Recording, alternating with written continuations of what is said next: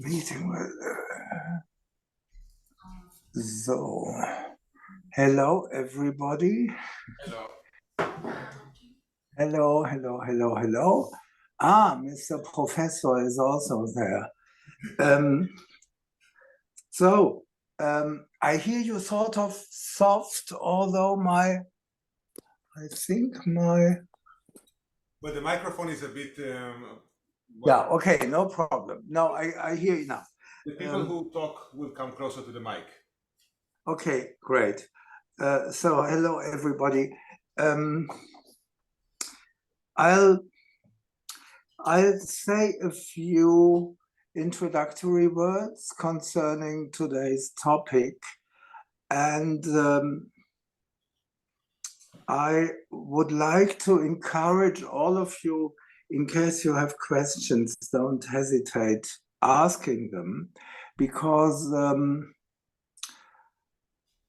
it's always difficult with these Zoom meetings to get a feeling, am I talking too simple, too complicated, whatever. So please help me to let's find our way together. And questions can actually be of a great help. So before we start, is it still, I talked 2 days ago with Alon, so everybody, as far as I'm concerned, the following pieces will be played, probably not in their entirety because we don't have enough time, so, but used as examples. The E minor sonata from the 5th collection of Kenner and Liebhaber, and from the same 5th collection, the Rondo in C minor, and from the 1st collection, the 4th sonata in A major, and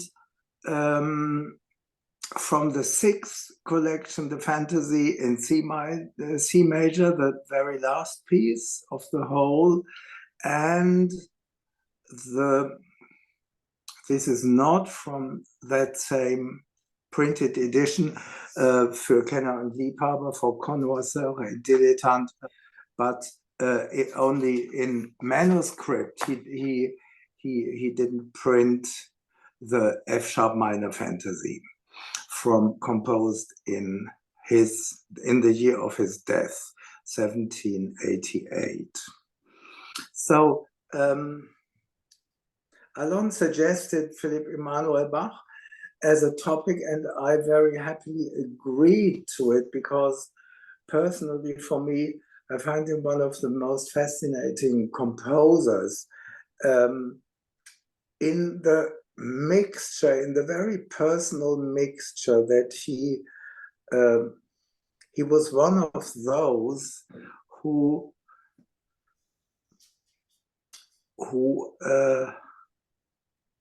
wrote not only music, but wrote words about music. His treatise on the true art of playing the keyboard, whatever that meant for him, it meant primarily 3 instruments, harpsichord, clavichord, and fortepiano.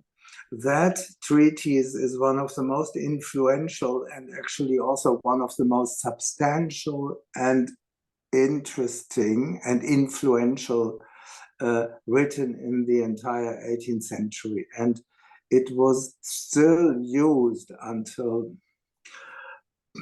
well, I think one can say 1850 approximately. So Beethoven vividly recommended to many people, go and get this book. This is the best you can read. And it is not, the interest for us is maybe not so much that it is a piano tutor in the traditional sense to giving us information about fingering. The fingering, he suggests, is, I do not want to enter this territory, but we can say it's more or less already our modern fingering, with the thumb passing underneath the fingers, or the fingers passing underneath the thumb. So it's no longer the old fingerings, playing scales with 2-3, 2-3.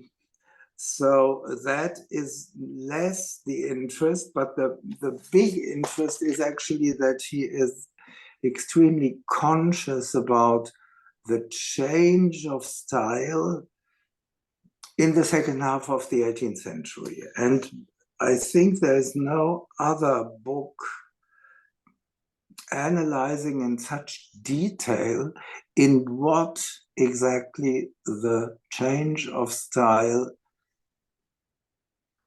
where it lays, and what changed, and in what direction, and maybe why it changed. And now I will just say it and not refer the whole book, because this would take much longer. But I can only encourage all of you, do read it, because it will teach you a lot about the way a composer in the later 18th century was thinking about music quite in general. And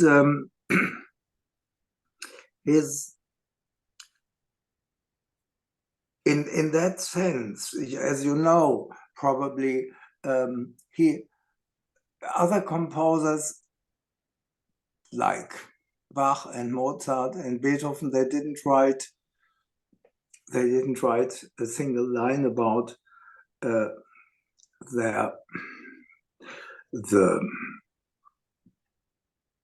aesthetic of composing. Beethoven maybe had a few scattered remarks here and there in the conversation booklets, but nothing comparable. We have maybe at the beginning of the Baroque time another composer who was as precise and as analytical vis-a-vis his own production, comparing what he thought in which direction music should develop in comparison also to his contemporaries, and that was Claudio Monteverdi, one of the inventors, one could say, of opera. And he published vocal music, several collections. What is this bell? Just that more people are joining. Okay. So he published collections of madrigals with long and very important prefaces telling the musicians, this is entirely new. I try to find adequate ways to notate.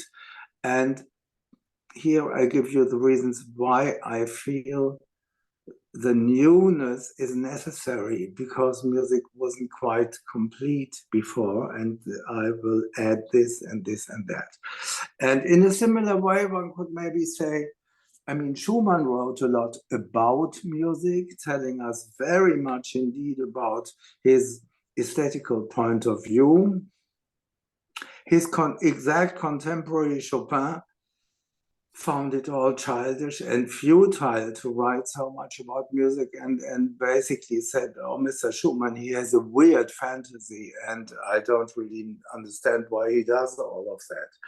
And another composer writing, or I just give two more examples of composers who wrote a lot about their music. There's, of course, Richard Wagner, who needed to defend his concept of Gesamtkunstwerk, of a work which is no longer just an opera, but it's a drama on all levels, on the instrumental, on the vocal, on the purely theatrical, on the literary level, and he wrote very much indeed. It was his own music, and Arnold Schönberg as well, of course, the famous Harmonielehre book on harmony, which he confessed he had learned from his pupils in the preface.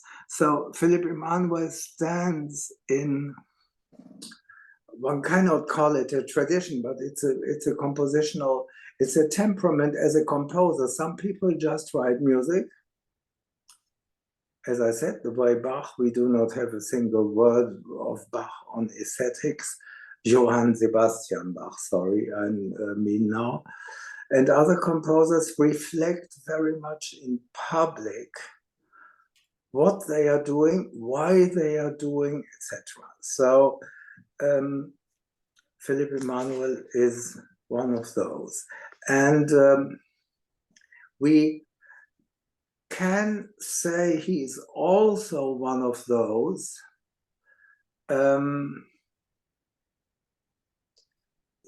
who the older he got better and clearer and about what he wanted, which is I don't know. There's a lot of ideology.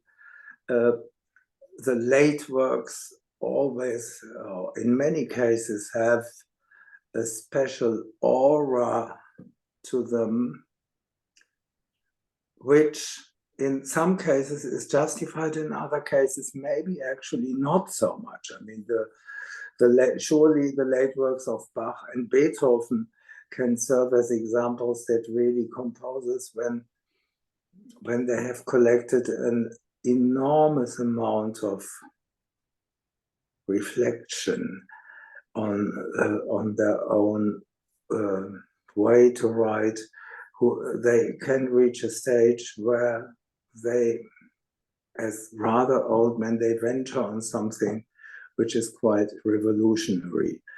In that sense, surely Mozart, we do not have late works of Mozart, and not, I suppose, not only because he died as a fairly young man, of course, partly like this.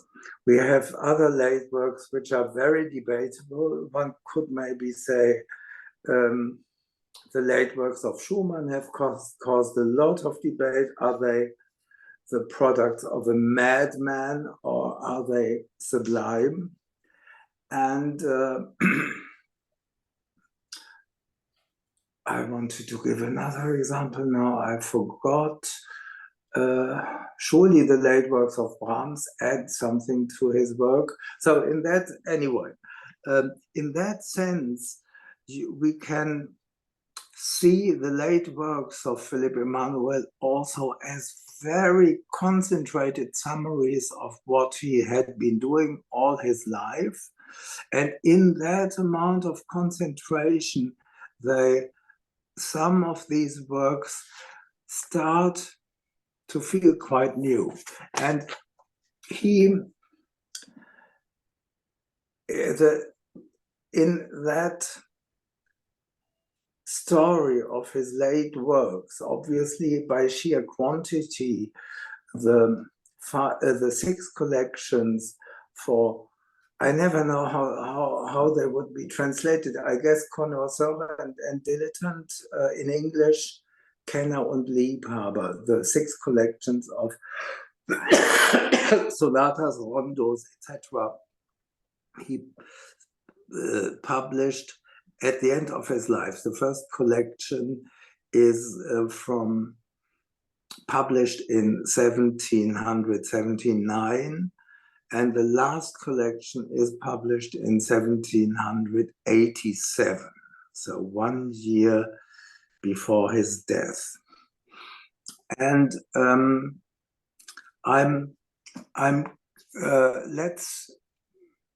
they will form the center of this talk and the center of our attention.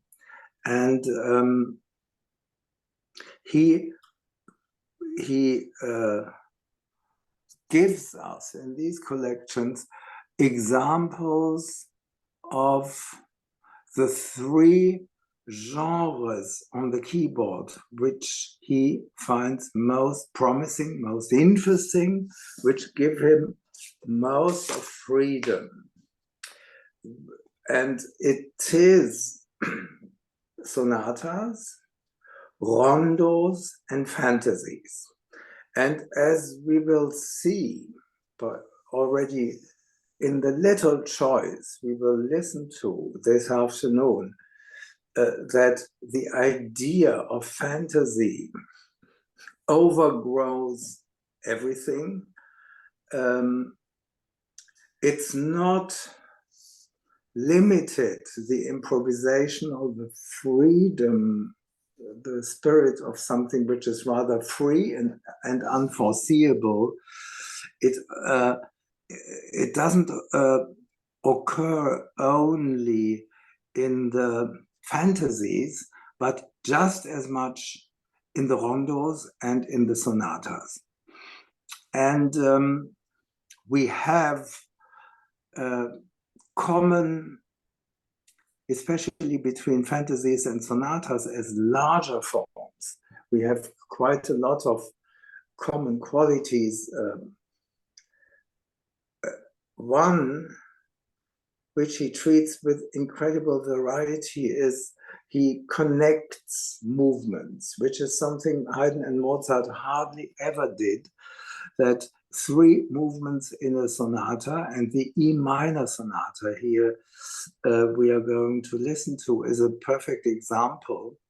There are no pauses in between the movements, but the first movement has a transition towards the second movement, and the second movement has an open ending leading us to the third movement. And that he does also in symphonies. It's not limited to keyboard music, but the greatest variety of solutions might be found in keyboard music. So I suggest let's hear the E minor sonata. Before we hear it, have I been more or less clear so far? Do you have any questions or anything to add? Alon, for instance? No, I think it was very clear. So, yes? Can you maybe say, I think the three instruments that he was most interested in to write is the harpsichord, clavichord, and fortepiano. And yet the clavichord seems to be the one he thought is the most expressive. Yes, he's in the beginning of the second part of the Versuch, how do you say, essay on the true art of keyboard playing. He gives an introduction to the three most important keyboard instruments of his time, those three, and says, well, of course, the clavichord is the most flexible, because one very important stylistic feature he writes a lot, really a lot about on all different levels, is the difference between the music of his time and the music of the generation of his father. And one very important difference is that his music, he wanted it to be dynamically much more flexible. So the harpsichord is a very brilliant instrument and much louder than the clavichord and much louder than the fortepianos he knew, because the sound was, with its very clear definition, articulation, it was cutting through much better than the sound of a fortepiano of his time. You must not imagine that the fortepianos he was writing for have much to do with our modern pianos. There were not any larger than harpsichords. So he says, coming back to Alon's question, he says clavichord can do things no other keyboard instrument can do, especially, of course, the vibrato Bebung on one note. You stay on the keyboard and you press with a varying pressure on the key without leaving it. And as the tangent touching the string, now I see a lady walking in a corridor. Interesting. Hello. As I do not see you any longer, the group. Can we do something about it? We cannot do anything. We can pin. No. No. Now it's fine again. Now it's okay? Now it's fine again, yes. What did I want to say? So he says, and of course rightly so, the clavichord is the most expressive instrument because you stay in touch with the string, which is something no harpsichord and no piano can do. The harpsichord plucks the string and gives it free, and then the string just resonates, and the piano strikes the string and gives it free, and the string resonates. You cannot influence the sound after the moment you strike the key.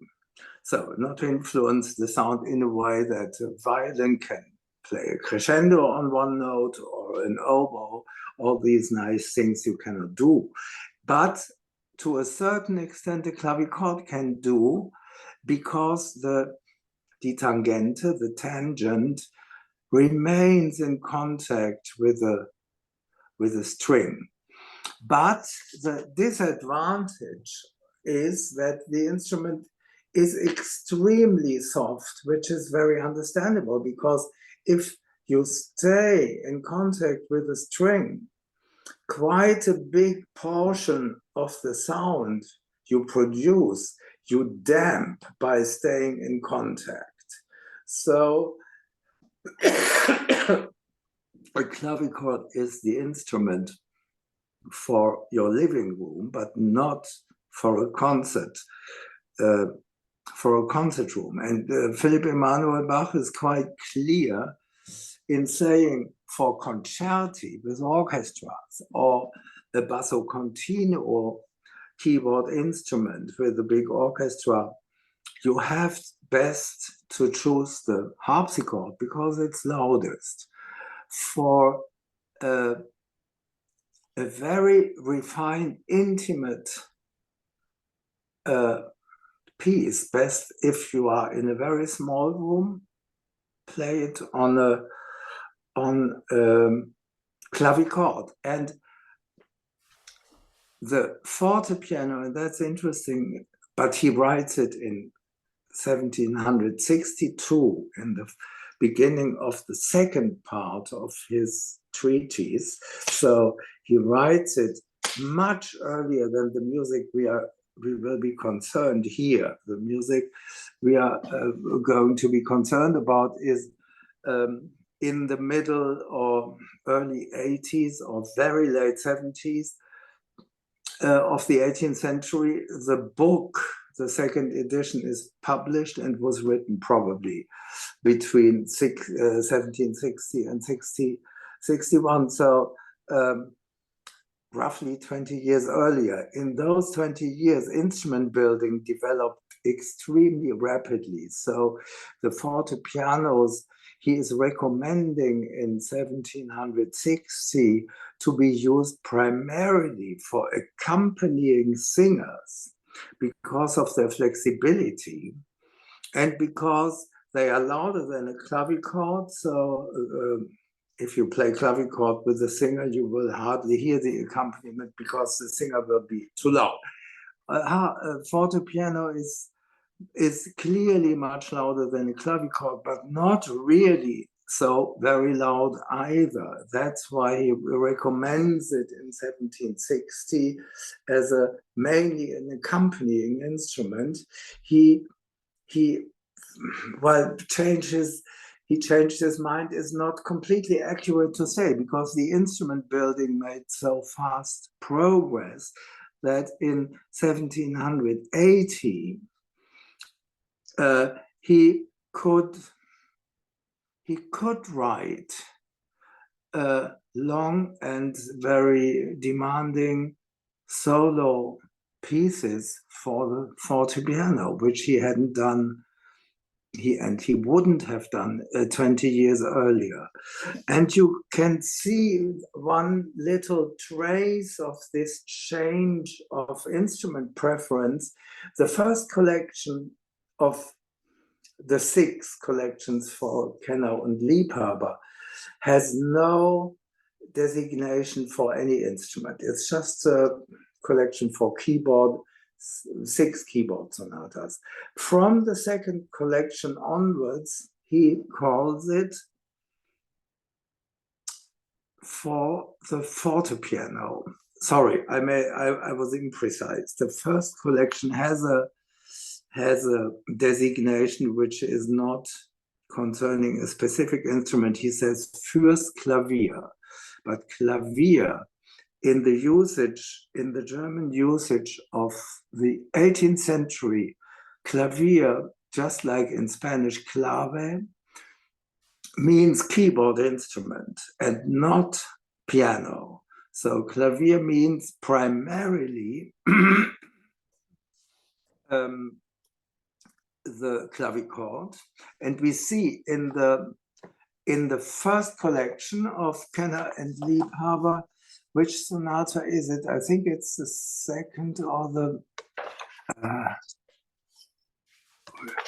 F major sonata. The second sonata of that first collection has some marks for the Bebung, for that somehow vibrato you can only do on the clavichord in the second movement. So that's very in the first movement.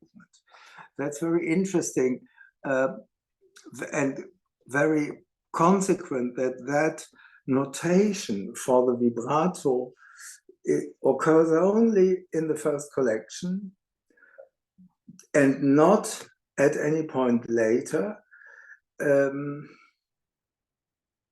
because it's for fortepiano and you cannot do the vibrato on the fortepiano. In that respect, an old fortepiano is does the same thing as a modern piano. So it's just simply not possible. And of the pieces we are concerned about this afternoon, no, for you it's still morning, the Fantasy in F sharp minor might be the other piece written with clavichord in mind, because it's such a deeply, intimately personal work, and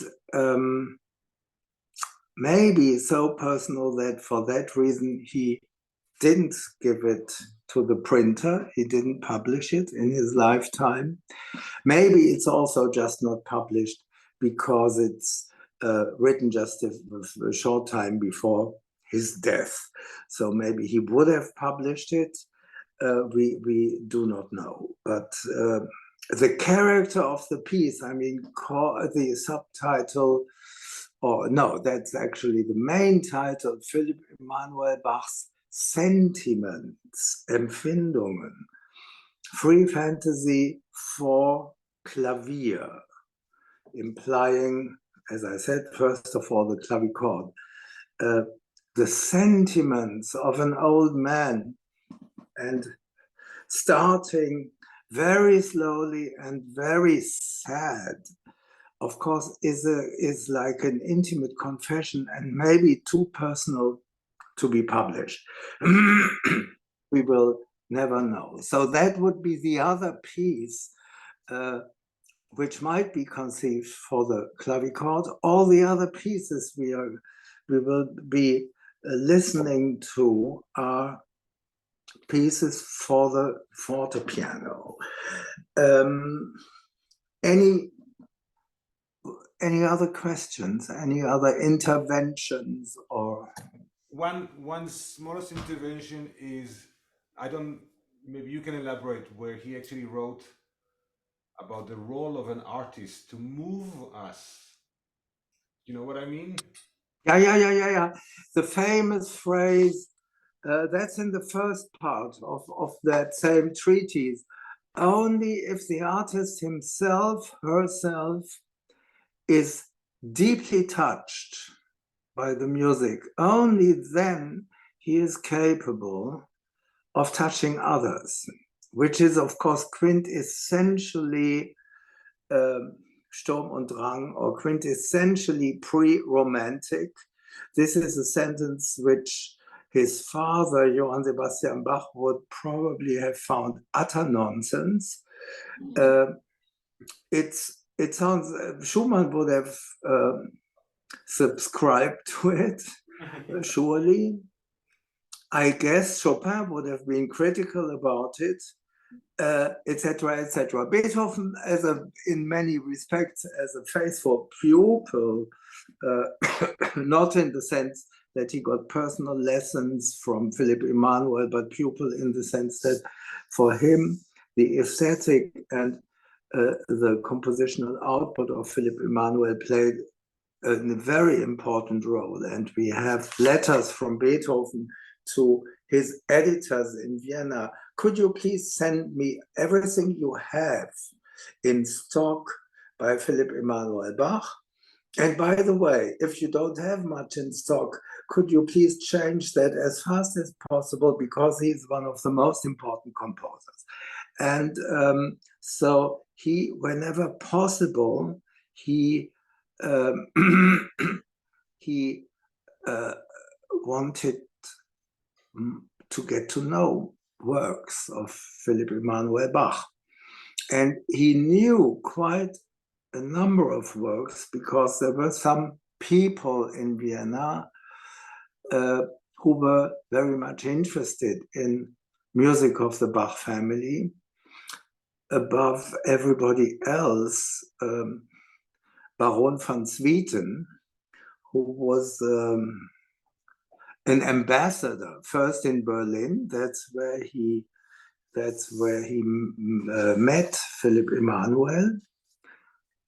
In the years Philipp Emanuel spent in Berlin working for Frederick the Great, and then he became ambassador in Vienna and took with him his very, very big library of music, which contained a lot of Johann Sebastian Bach and Philipp Emanuel Bach. And then there was a second source for Philipp Emanuel Bach music in Vienna, which was the Salon of Fanny von Arnstein, who was a great aunt of Mendelssohn.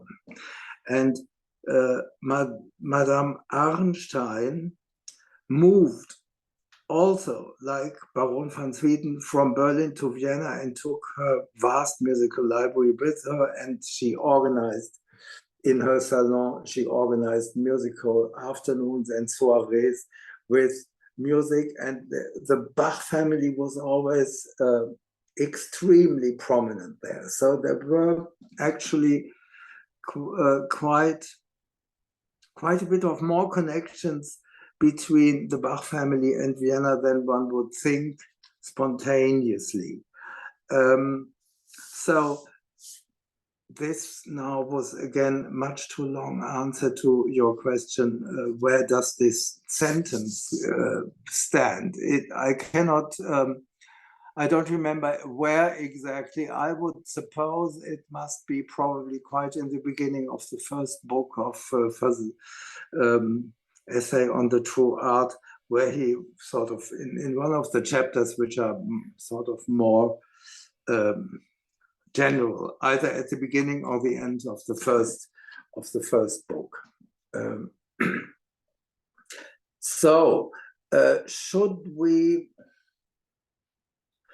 hear a bit of music? Absolutely. You want to play, Marina? Who should we start with the sonata in E minor, and maybe,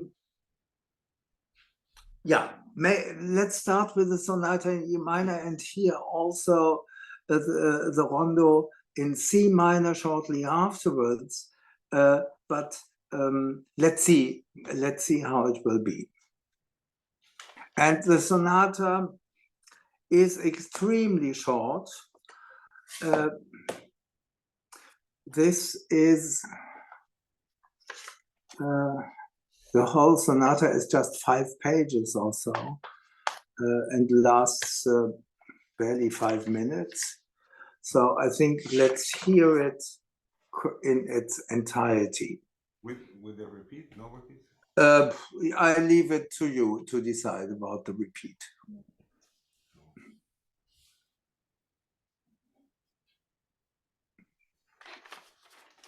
You want me to turn? Yeah.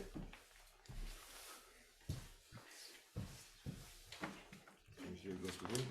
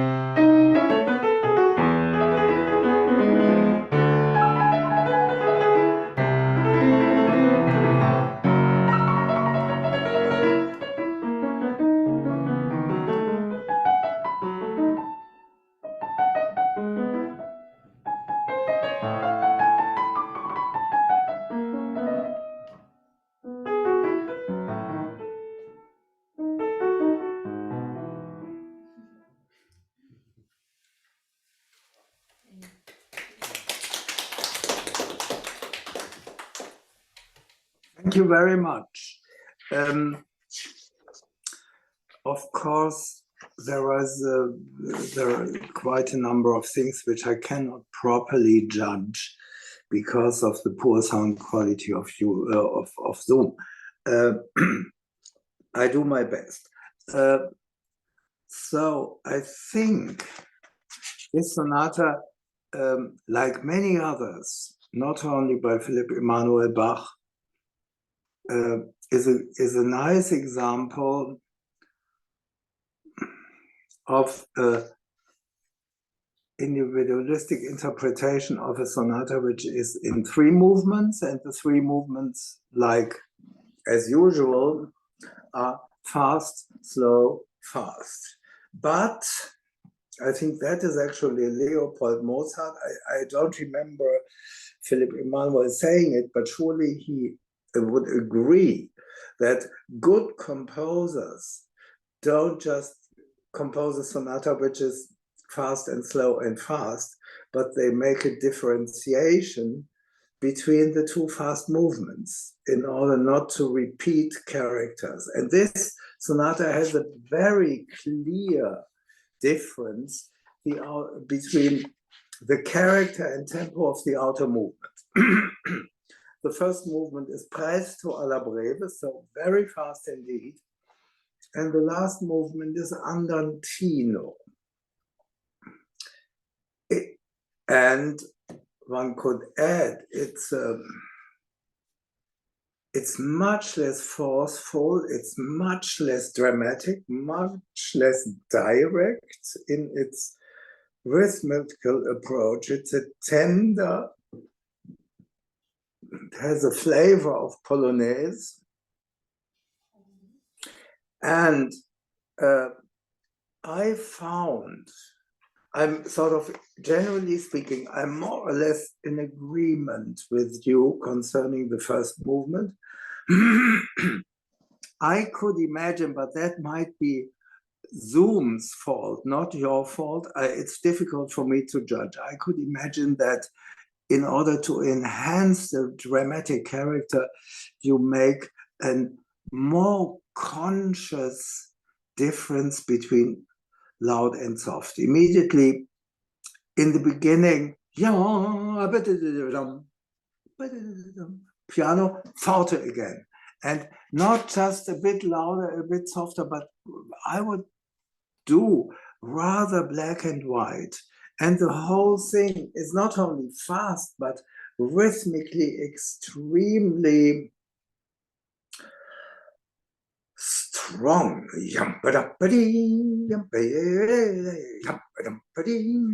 So if you can make it even stronger in pronunciation, sort of very, very precise and with a certain, nearly with a certain sharpness. Whereas I find very much in general your approach to the last movement, to the andantino, much too direct. First of all, I would play it a little bit less fast, but especially I would play it with more hesitation, with more sentimentality. You have all these yum pom pom tom tim, all these hesitations, these it's an operatic gesture, sospiro. Those syncopations are not just syncopations, but someone barely dares to place his foot on the ground as if he wants to be nearly inaudible. And the first time this syncopated motive appears, it is duly accompanied by pianissimo dynamic and by a completely different color. Right before you have the last cadence of the thema falling down, being quite somehow most virtuose element of the thema, of the quite long thema.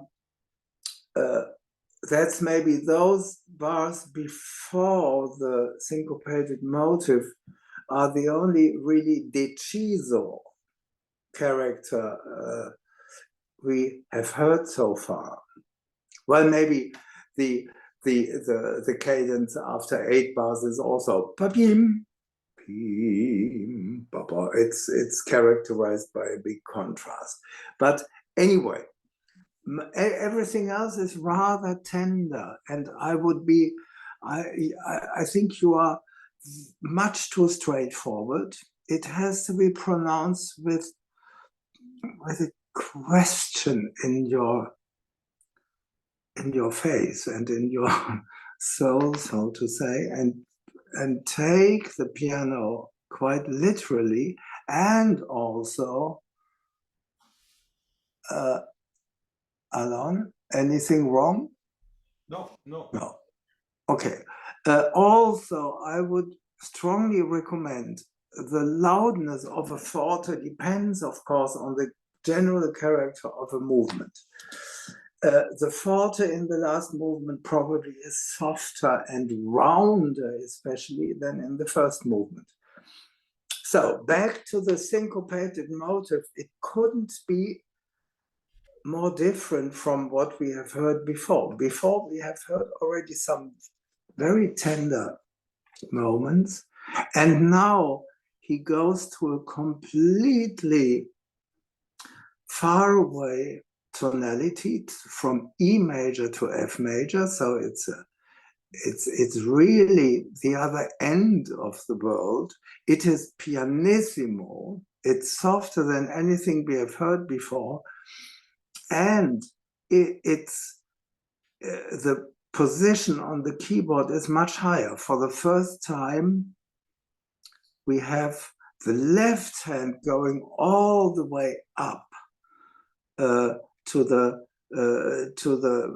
highest first octave, lower second octave. So we have a sound which is unheard of on all levels. It's softer than anything before.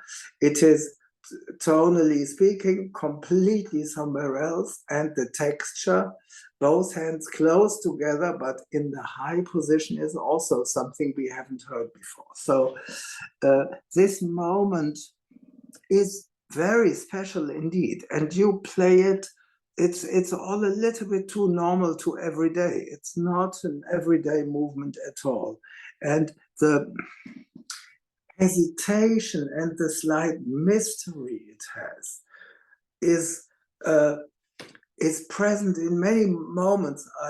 We cannot really go from bar by bar through the movement, but if you see the wonderfully unexpected poetic way the movement avoids saying goodbye, but just disappears. I mean, we have yada dee dee dee, yada dee dee dee, in a fairly low position, pianissimo, at the very end of the piece. So the first 2 bars of the melody, and that's it.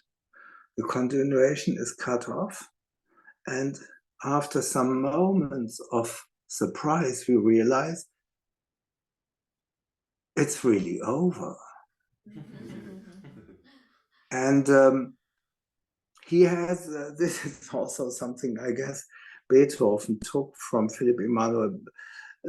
Beethoven is also a master in surprise endings of movements, like the beautiful ending of the slow movement of the Tempest Sonata, the B flat major Adagio, which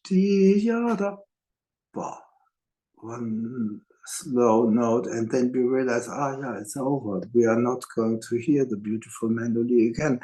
Those things are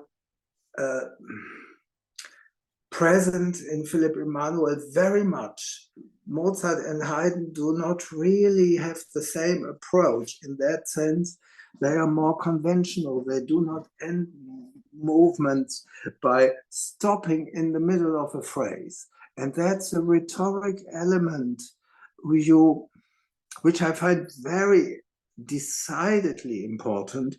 And it is, again, no coincidence. I mean, Philipp Emanuel is a master in precision of detail. We have heard so far the thema in that last movement only in higher positions. If it's in E major, it is an octave higher. So it starts mumbling at the end. It's a whole octave lower. And as I said, it doesn't have an ending. The music just disappears, and the contrast is enhanced by a nearly exaggerated concertante. You could even call it a little bit cheap virtuosity. The last cadence before the last entering of the thema. It's all of a sudden it sounds like a concerto, has no similarity with anything we have heard in this movement, breaks out of the tender character until fortissimo, which is a sound color we actually don't like this movement to contain even. And all that little bit of cheap virtuosity in order to make the last appearance of the thema even more touching and sentimental and charming and so on. So comparing, no, let's just do, I mean, it's a tricky thing. We have a few pieces we want to listen to. Fortunately, Philipp Emanuel is a very concise composer, also something which he shares with Beethoven.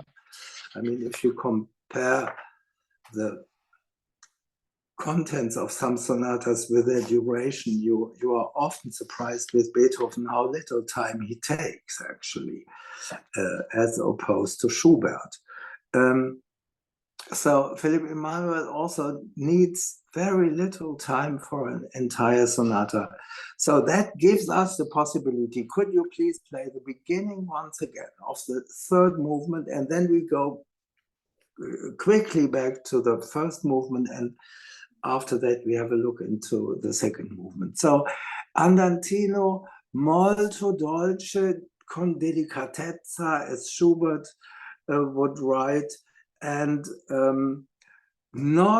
please, not dry at all. And when you have a forte, like in the third measure, be still considerate. It's not just bang, but the low A has to be placed with conviction, but not with brutality.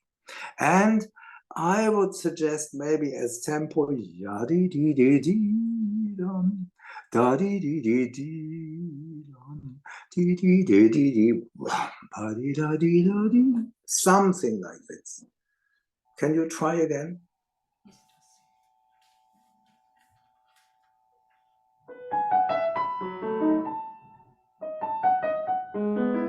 And can you, one thing, can you somehow, one can go up, ya-da-da-da-dee, in a triumphant way, or one can go up to ya-dee-dee-dee-dee, to the high note in a tender way. I would prefer going up there in the tender way, less direct. No, the tender way. Yeah, nice movement of your hand, Alon. I cannot see anything more of you, but that was very convincing. So in that, yeah. But no strong accent.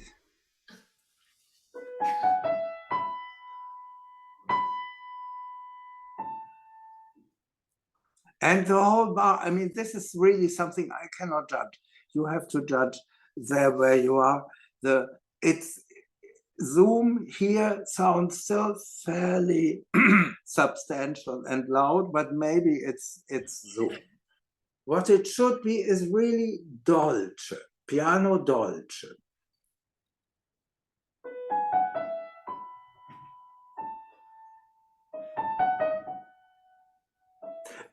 On the other hand, of course, this will come back a few times. If you make it too special, it will get on our nerves after a while. So special, yes, but not extremely special either. Just tender. In between what you did before and what you did now.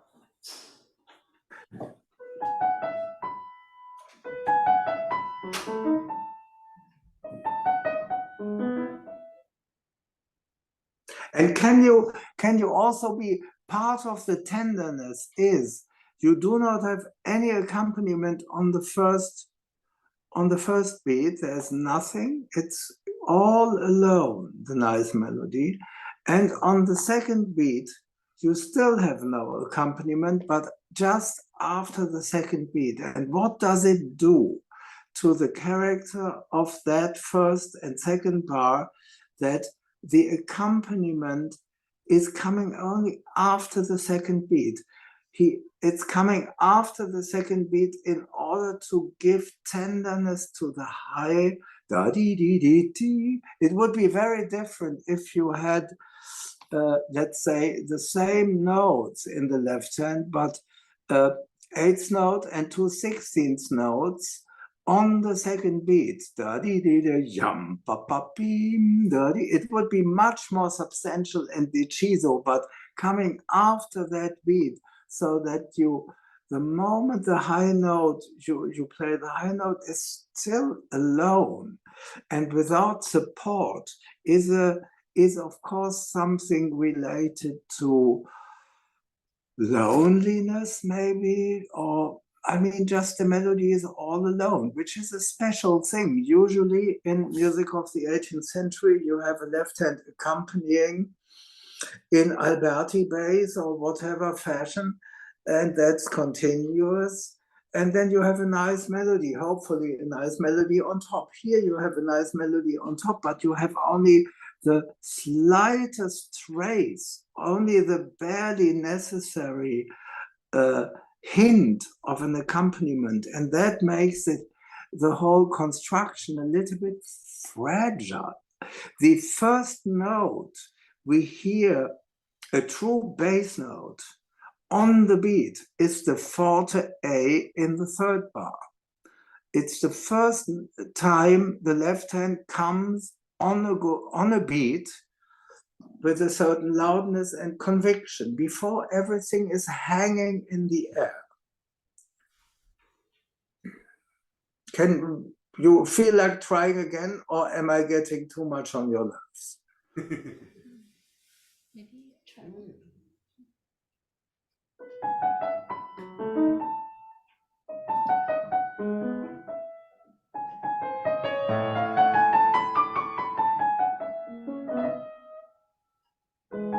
Yes,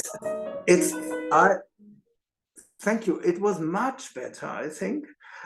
You do the ornament at the end of the fourth bar much too early. It comes on the third beat. It's very simple. It just comes on the third beat. And why do you never play the ornament on the first beat of that same fourth bar? So I guess I would do it. But in order not to use too much time, because it's already, I've already been blah-blahing for 1 hour. Let's quickly go to the first movement. So the first movement does everything the last movement doesn't do, or vice versa. The first movement has a very normal, regular bass line on the beats. Yum, bum, bum, bum, bum, bum, bum, bum, bum, bum, bum, bum. Everything is on its place. It's not shaky. It's not delicate. It's full of temperament. I completely agree to your tempo. Don't play it slower. And within that tempo, if you can be even more, I mean, one can always be within the same tempo. You can be relaxed about even a very fast tempo, or you can be leaning forward even within a fast tempo. And this would be, even in the fast tempo, play with impatience.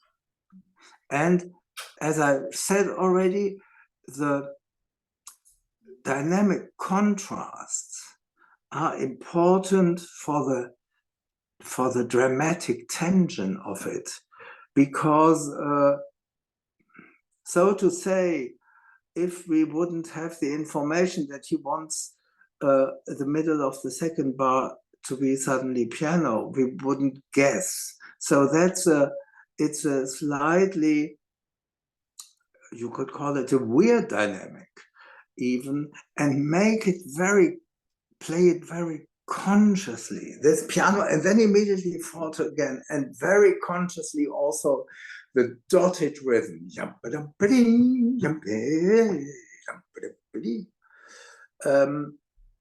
And last thing I would like to say, after everything is on its place, left hand is always on where it's supposed to be, as opposed to the third movement. At the very end, in bar, I do not have bar numbers, 1, 2, 3, 4, 5, 6, 7, 8, 9.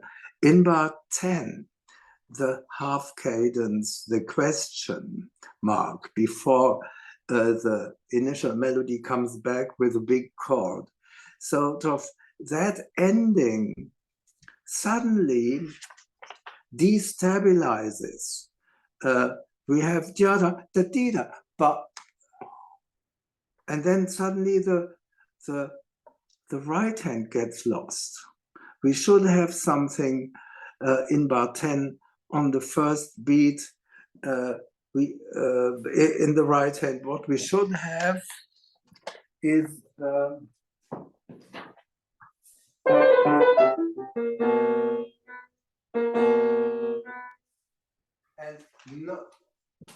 and not playing the A sharp makes the music collapse. And as a reaction to this collapse, he starts new again with the thema, but seemingly in the first moment in major. Then we realize it's a inverted dominant seventh chord, and filled, I mean, a big chord, whereas in the beginning we only had soprano and bass. So can you be more conscious about this sudden collapse of the music in bar 10? Please, once again from the beginning.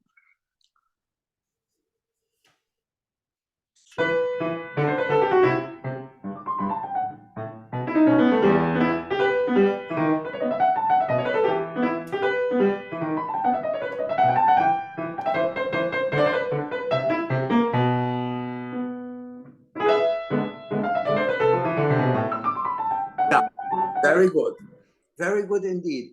I think take a little bit of time. So the collapse was much more, everything was much more convincing. Also the dynamic contrast in bar 2. The collapse, I think the sudden, only the last note is suddenly piano. I think take a little bit of time for that, to place the note, and then even more you could even call that fortissimo. He writes forte, but I would play a rather loud forte in order to show that it's an, so to say, enlarged version of bar 1. bar 11 is an enlarged version of bar 1. So it's also fast. Do it again from the beginning. But it was much, much better.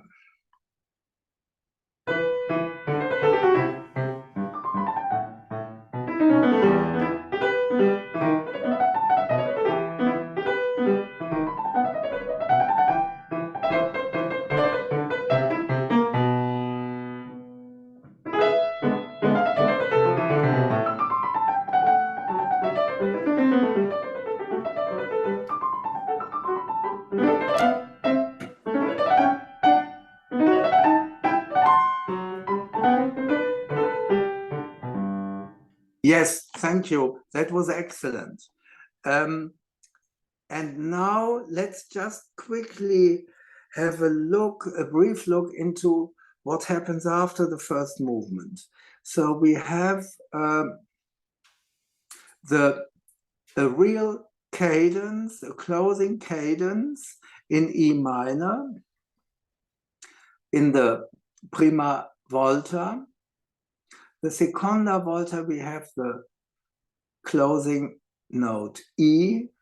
Again, he eliminates the bass.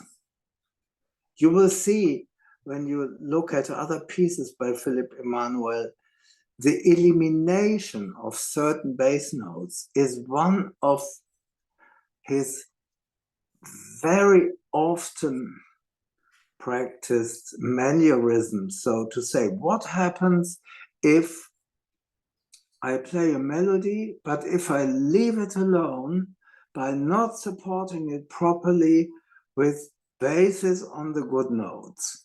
And what does that do? And he is a great experimentator in incomplete accompaniments. And here in the seconda volta, at the end of the first movement, it's also what does all the change is the missing low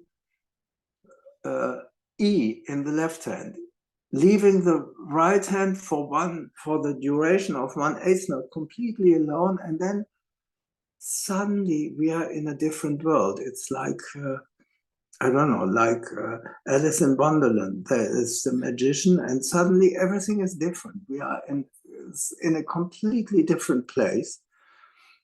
And what comes after is, of course, a written down improvisation. And this is the first example that we will encounter many more, how close free fantasy and sonata can get in the late works of Philipp Emanuel. Here, in the beginning, he still cares to write bar lines. And then in the third line,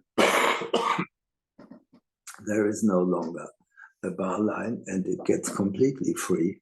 So the very firm and very clearly defined first movement evaporates or changes into something which is very unstable and which is searching where to go, also harmonically.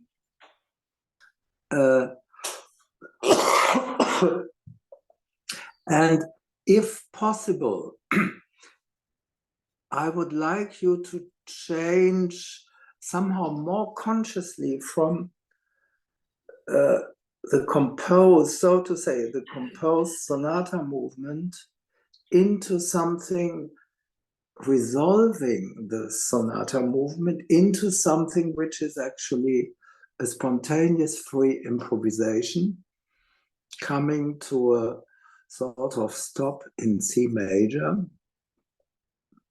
Then we have an adagio with a nice melody starting, but it doesn't get very far.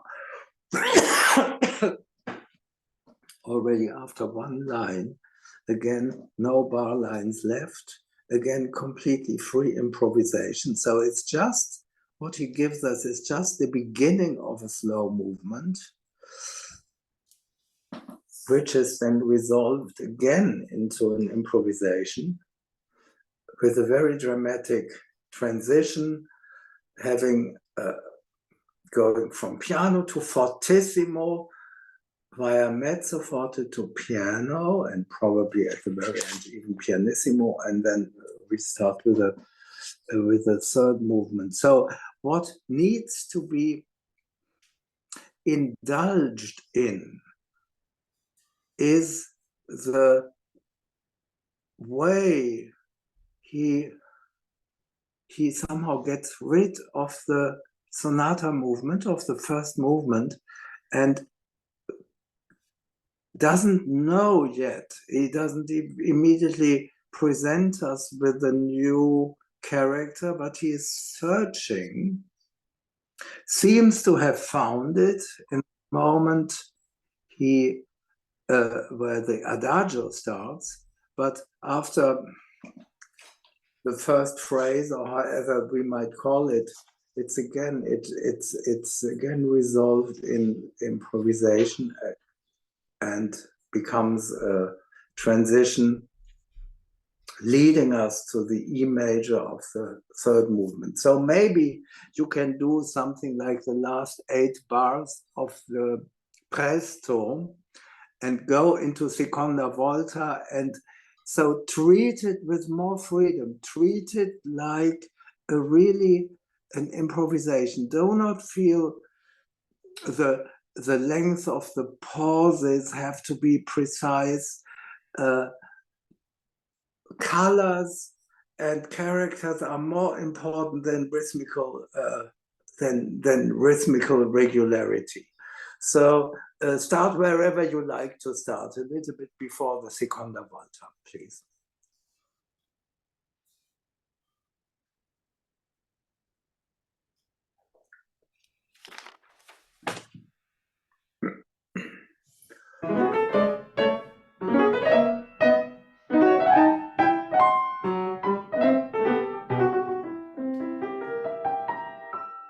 Sorry to interrupt. Can you try once to be very excessively clear?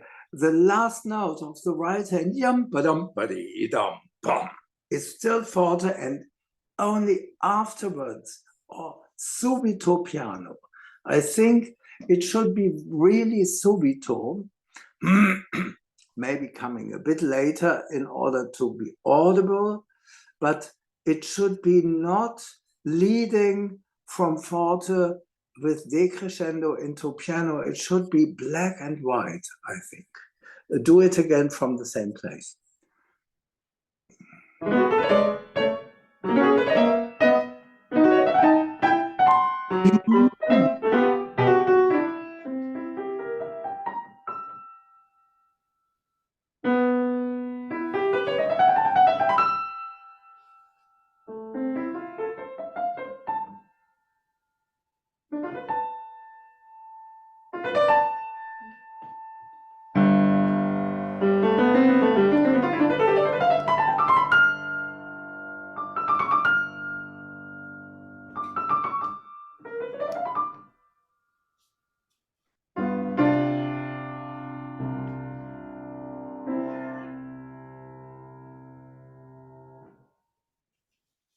Very nice. There is an interesting remark by Philip Emanuel for for improvisation, the open pedal, so let everything reverberate, is actually a very good device, because then you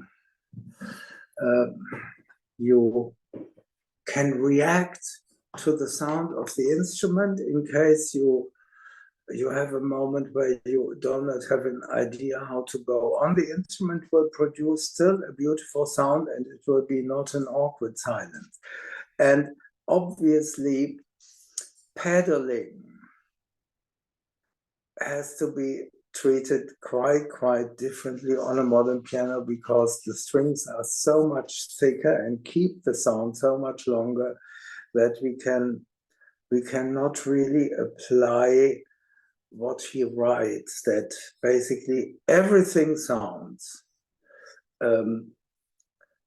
we cannot apply this literally to the modern piano. And I think it's important to notice that the majority of pianos in his time, in Philipp Emanuel Bach's time, did not even have a knee lever to lift the dampers, but a little knob you were supposed to push, and then all the dampers were lifted. So you could change what we call our modern change pedal only when you had a hand free. So obviously that implies a completely different usage of the pedal. We will anyway not be able to reproduce this on a modern piano, but I think what we can reproduce is the very close association of open pedal and improvisation. And so if basically the first movement, the presto, is quite secco, there's not many moments, maybe bar 11, this sudden arpeggio that of course profits from pedal, but let's say the way it starts, and in most bars of this first movement, it will be finger playing, and you can't really do much with pedal. So it's a movement based on finger playing. Once we are in the transition, we open a door to also a completely different sound, starting from the second note of the seconda volta measure. And from there onwards, I do not want to say everything should sound like having pedal, although actually, strictly speaking, I wouldn't mind if everything did. But we should never have such a dry, precise sound as we produced in the first movement. It should always be with a little halo, with an echo of pedal, more or less as you prefer, but your transition sounds too similar to the first movement, but it should sound like as I said, you open a door to a different world. And the precise moment where this door is opened is the second note, the C, in the seconda volta bar. So play around with the pedal and keep it as long as possible. For instance, the two pianissimo measures, yada-da-dim, yada-da-dim. I do not see any reason why this, even on a modern piano, could not be kept under the same pedal.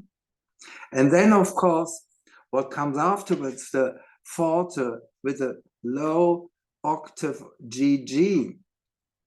On one of his instruments, we could keep it all in pedal. On modern piano, the middle region of where the right hand starts cannot be kept in pedal. It would be too dissonant. But play it with as much pedal as you can possibly take, and the higher you go in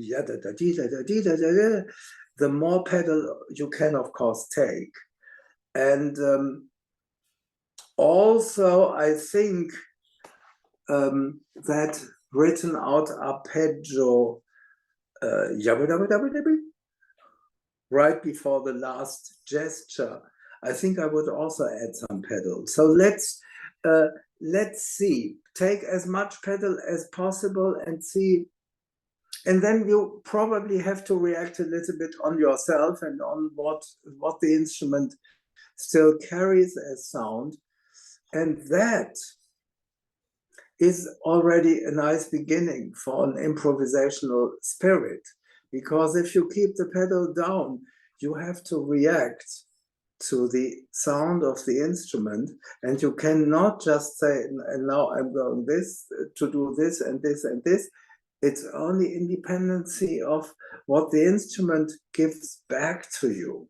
So it is with this attitude I would play that transition. Can you play a last time the same final gesture of the first movement before the seconda volta.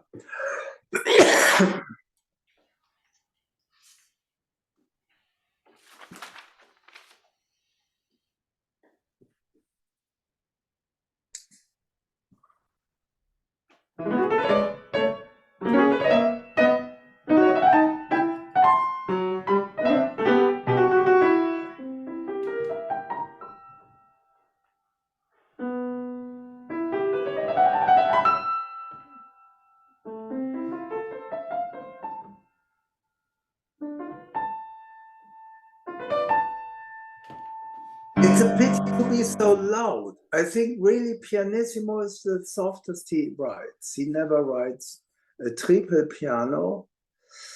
It's a pianissimo just like, I don't know, like in Mozart or Beethoven. Pianissimo is not only just especially soft, but it's also, I do not know, especially shy, especially unclear, especially misterioso. So you are being much too concrete on these two measures of pianissimo. Could you do maybe the two measures before, the piano measures or the forte measure, as you like?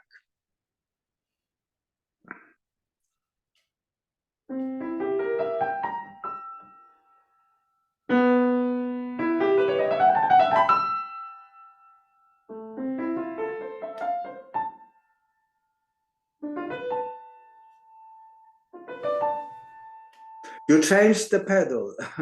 I would advise you do not change in those two bars of pianissimo. And can you be more conscious?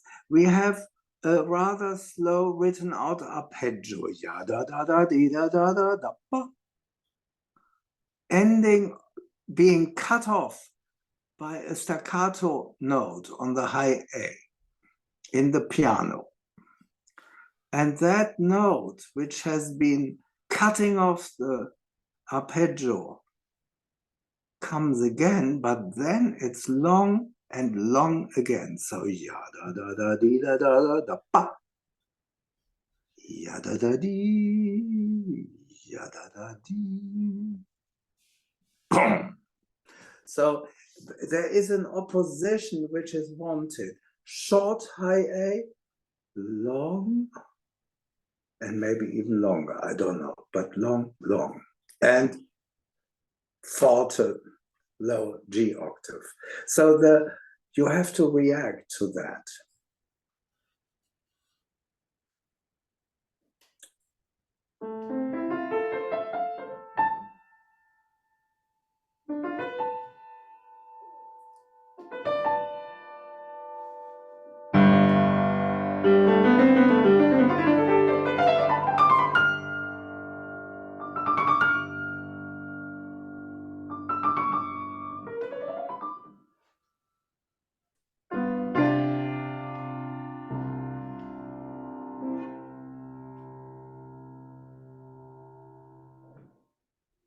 Yes, we are getting there. I think let's maybe stop here because the adagio, and then with another transition, it is a little bit similar, only in this case the adagio is resolved into improvisation, where before the allegro, the presto was resolved into improvisation. So let's maybe not do that here in order to save a little bit of time. Do you have any questions before we maybe approach, we go to the rondo in C minor? Question? Yes, I have one question. Before the studying adagio, should I maintain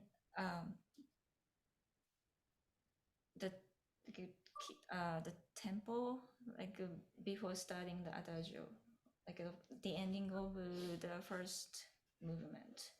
Should I keep the same mood and feeling before I start. I'm not completely sure if I understand your question. You mean the same tempo or character from the yadam, dum, didi? That's a very good question. Unfortunately, I cannot answer. So maybe yes, maybe not. What speaks against it is that he writes it in different note values. The way you played it, it was a bit da-dee, dum, dee, dum, dum. So you played as if the ending twice as fast as the adagio. Quarter notes became eighth notes. So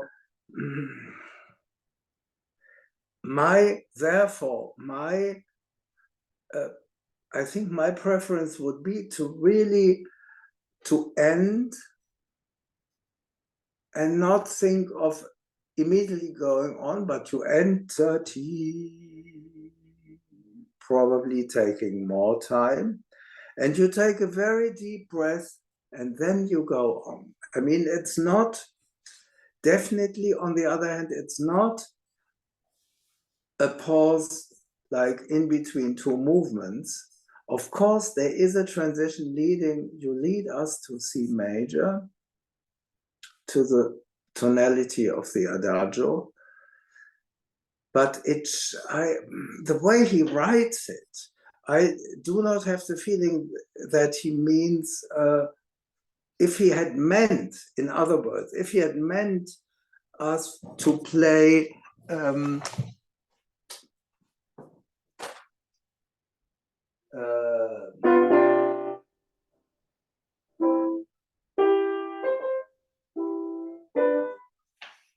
through, he would have had a very simple way indicating it by making the note values of D, D half as long.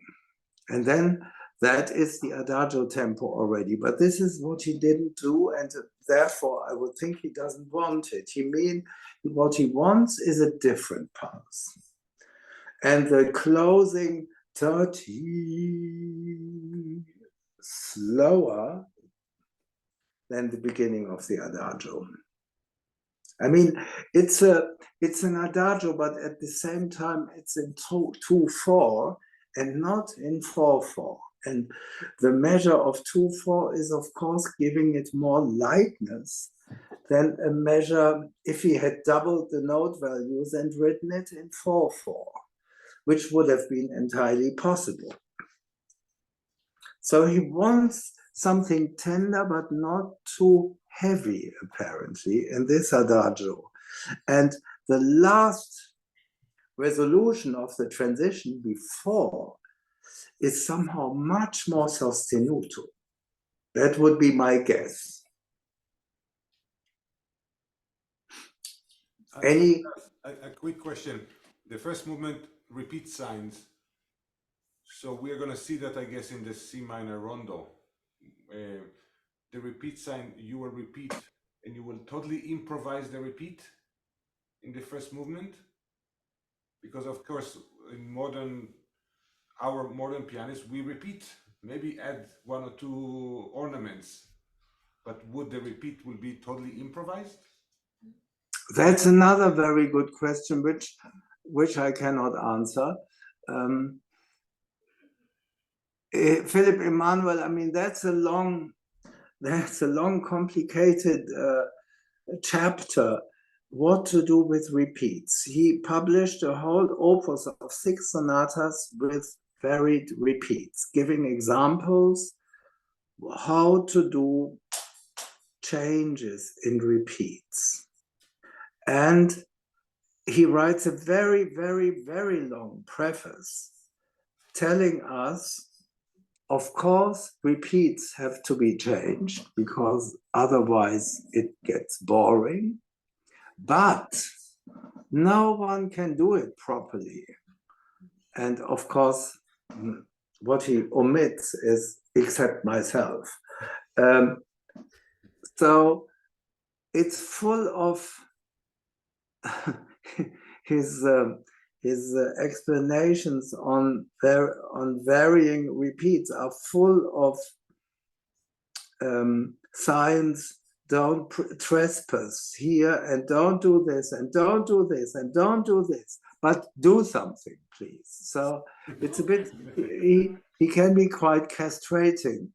So that's the answer or the non-answer he gives us.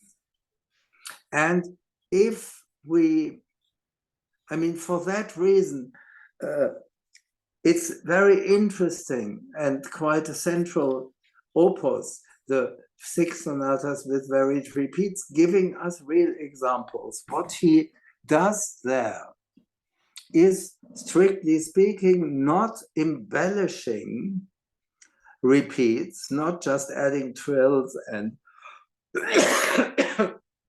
some fast notes, but rewriting the entire piece like a variation.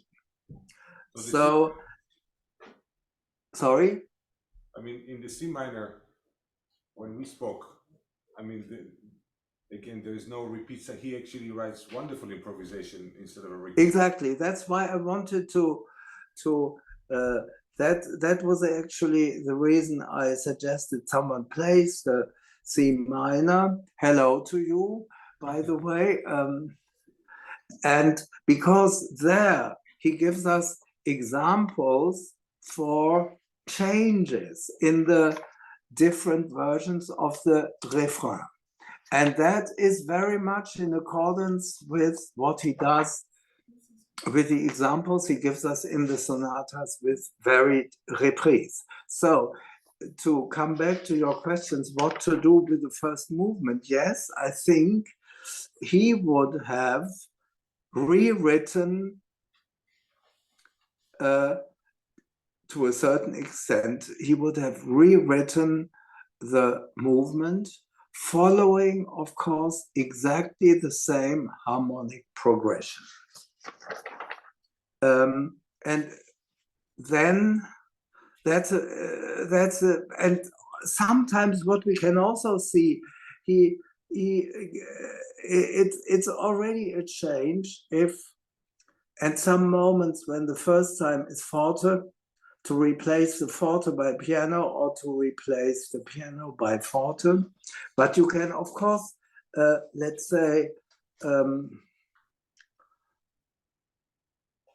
surely bar 5 in the first, now back to the sonata, sorry, just still one moment. In bar 5 and 7 of the initial presto, now we can of course come up with a different chain of 16th notes.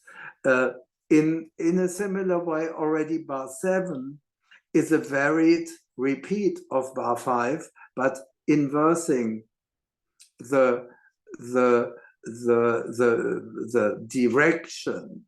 Instead of going up and down, he goes down and up.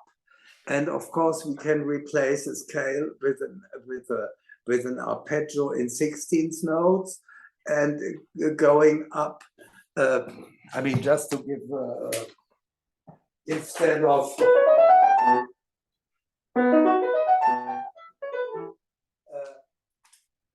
things like this. But let's, exactly for that reason, let's listen to the C minor rondo, because there he gives us exquisite examples of changes. Please.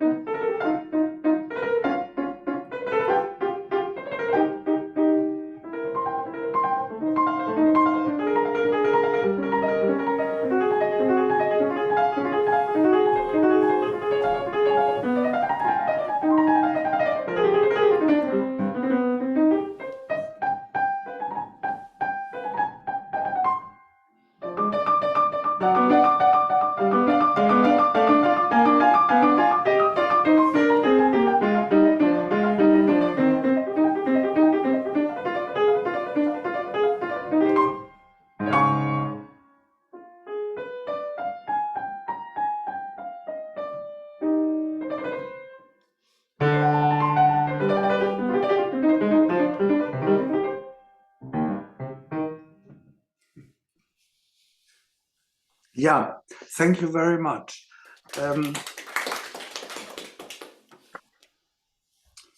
It's another quite crazy ending, not entirely different from the way the E minor sonata ends. It ends another beginning of the main theme, but only the beginning, and then he stops and leaves us alone. So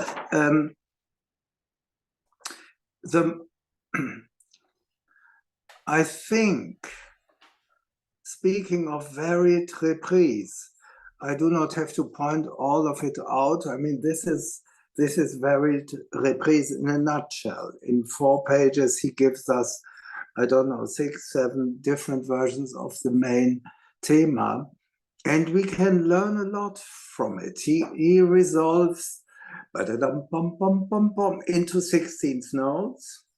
He resolves it into continuous triplets in 16ths. He turns it round, going from up to down instead of down up. What else does he do? Different, of course, figurations from purely arpeggiando to hints of melody.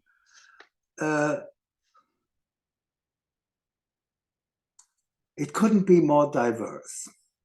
So this rondo alone gives us a good example, just like the sonatas with varied reprise, what to do in a reprise. And you see that the varied reprise with Philipp Emanuel are not, and that is in that sense, they are not embellishments. Embellishments you have, like in the Mozart F major sonata in the Adagio.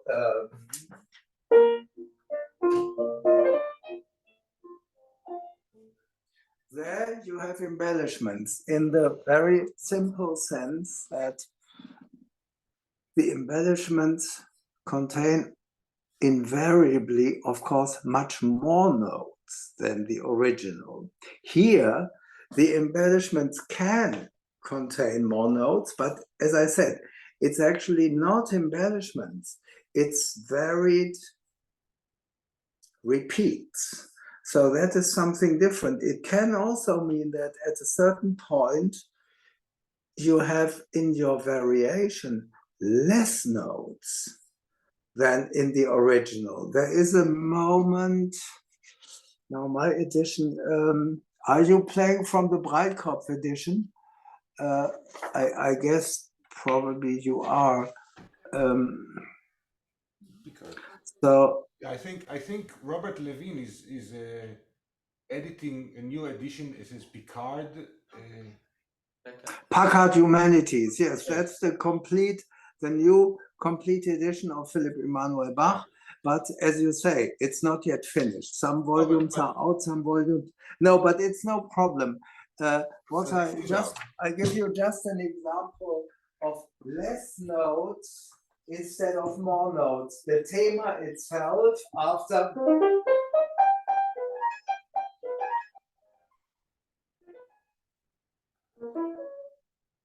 And this is changed to. So, yabada, yabada is changed just to chords. So it can also be, the repeat can also be slower in bigger note values. So for the rest, you will see what he does. I can only recommend analyzing such a movement very carefully because it will teach you a lot. You have very similar cases, not in Mozart, but in Haydn, in some of Haydn's, especially the slow movements, but also some of the rondos at the end, the last movements of sonatas. You have in the E minor sonata by Haydn, the last movement.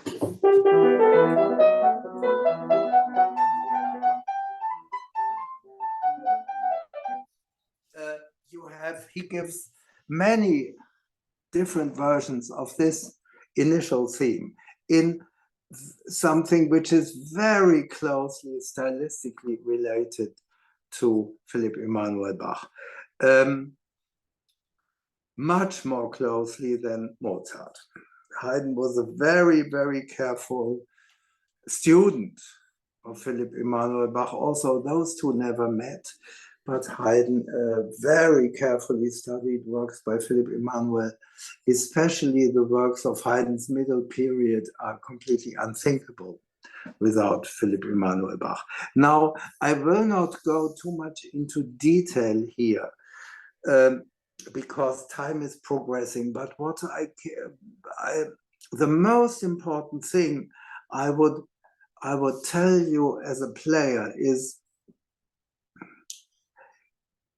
music is not just simply louder or softer, but there is a reason, an emotional reason, a rhetorical reason behind it.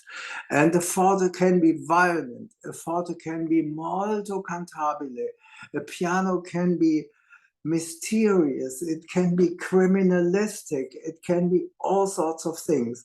And you're playing, I mean, you have fast fingers, but you do not listen to yourself.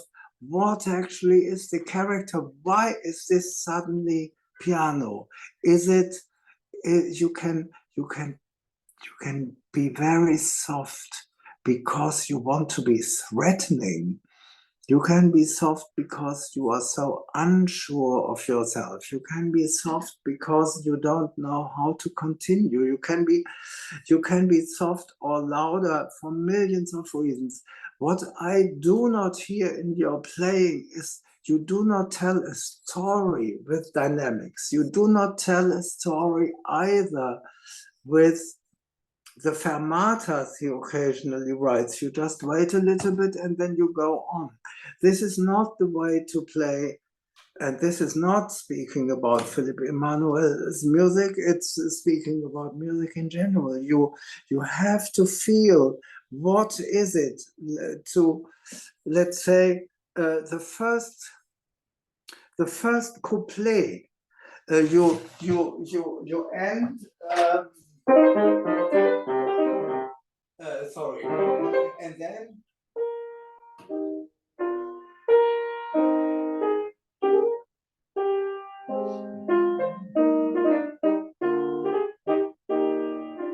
so we have what he writes here is a very virtuose fast ending of the rondo theme, of the refrain, followed. First of all, you didn't really breathe before the you did not breathe, and you played softer, but you didn't really change character. There is a sweetness in the sostenuto. Suddenly, we do not have 6 couplets.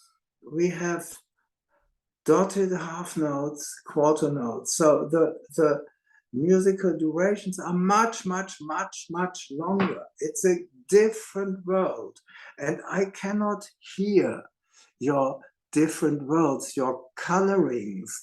And it needs to be more consciously characterized. That is very important. And it doesn't matter if we are talking about Beethoven or Philipp Emanuel Bach. This is not the music in those respects doesn't function in any different way.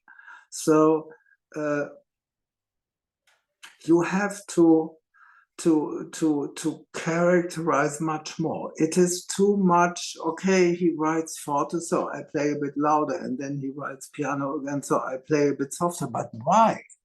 Why is he writing forte, and why is he writing piano? What does he want as a character? You have to, so to say, you have to look behind the notes. And that is something you still have to learn. Also, before the very end, we have a big explosion. It's really like a shooting in the ceiling of the building. I mean, you live in the United States. Every half an hour, someone gets shot in that country. So suddenly someone gets shot with a thick chord of D flat major, fermata, complete shock, blood running around all over the place. And then a plaintive,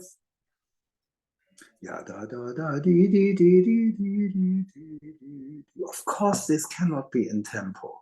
It has to be plaintive and approximately in the speed of 8 notes, but approximately it comes from somewhere completely different. Then we have the last time a very virtuose, fast cadence, and then suddenly the piece breaks off.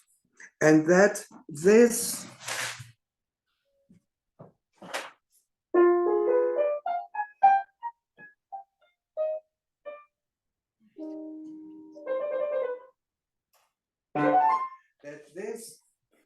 these 8 notes are completely different 8 notes from the 8 notes in bar 1 is, of course, more than obvious. So they cannot be ya da da da da di di di di di di di di. No, they cannot be at all like this. So this is very important that you look behind. It's a bit you read a book and then you have letters. But the letters then form words, and the words have a certain content, saying it's a tree, it's a car, or it's someone getting shot on the streets of Kansas City. And so that's what we need to know. Does anyone get shot, or is it a love scene, or is it whatever it can be? And of course, just like Haydn, and sometimes also like Mozart and Beethoven, the emotional content of the music can change very, very fast. In that sense, the 19th century music got talking of speed of events much, much slower, because the characters take more time to develop, and you sing and sing and sing. Compare how slow Franz Schubert tells his stories. Here we have to be ready at the front edge of our chair in order to change character. You change from louder to softer, but you are unaware of what character you want to have. So that's very important. Now we are making a few minutes of break, give the old gentleman a few minutes of rest, let's say 7.5 minutes or so, and then let's hear the 2 fantasies. And I chose those 2 fantasies, just the word before our short break, because also they are interesting to compare, because the F sharp minor fantasy, as I said already, is a intimate monologue. Philipp Emanuel Bach speaking to himself, so to say, whereas the fantasy in C major is entirely different. It's actually like a 4-movement piece in the style of Joseph Haydn. Here we have and not actually free, or very much free at all, in the sense that we do not have places without bar lines, except one long bar at the very end. Everything else is really composed music. It could be a sonata. The freedom is in in the sequence of formal sections and the musical character. It's not in rhythmically free improvisation in the way of the F-sharp minor fantasy. So we have two very different approaches of fantasy, both from Philipp Emanuel Bach's latest years. So if you, let's say, now it's 6 o'clock, let's say 10 past 6. Sounds We great. meet again. Yeah? All here. You Okay. sign out, you sign in, whatever. We are here. Okay, fine.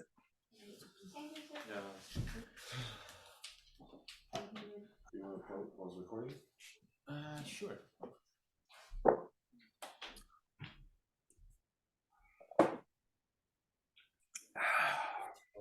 In order to save a little bit of time, let's hear both fantasies right after one after the other. Maybe first the F-sharp minor. It's okay. We play one. Or no, it can be any. I mean, if you prefer the other way around, it's of course perfectly. We had one before. Okay. We thought of ending in depression, but if you like the, if you like the optimistic ending, we also accept it. No, okay, we do the F sharp first.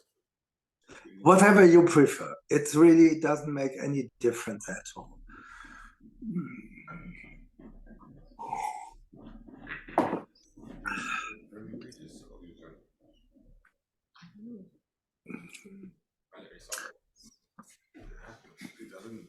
Yeah, I know, but I cannot recompose. I've never. Yeah, I know. Well, maybe you can turn.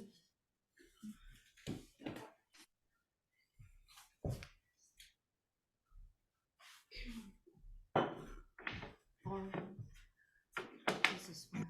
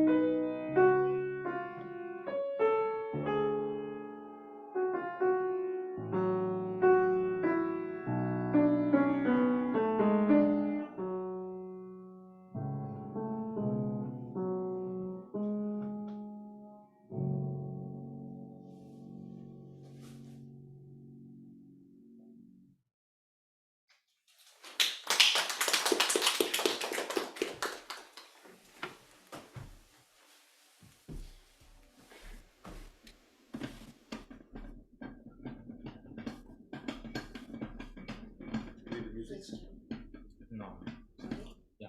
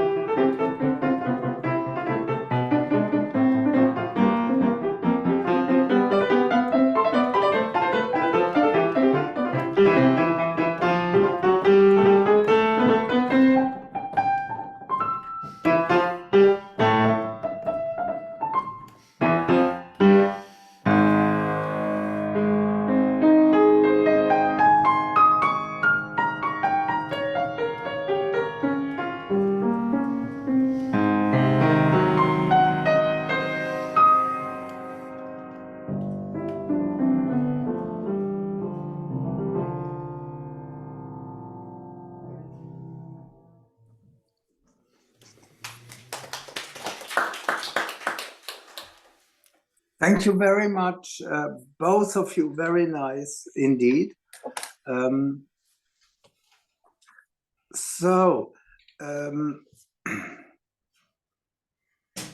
Two very different kinds of fantasy. One could, with the same justification, I suppose, could one call the C major fantasy a rondo, because the initial theme keeps recurring, and there are two couplets in this particular case in different tempi.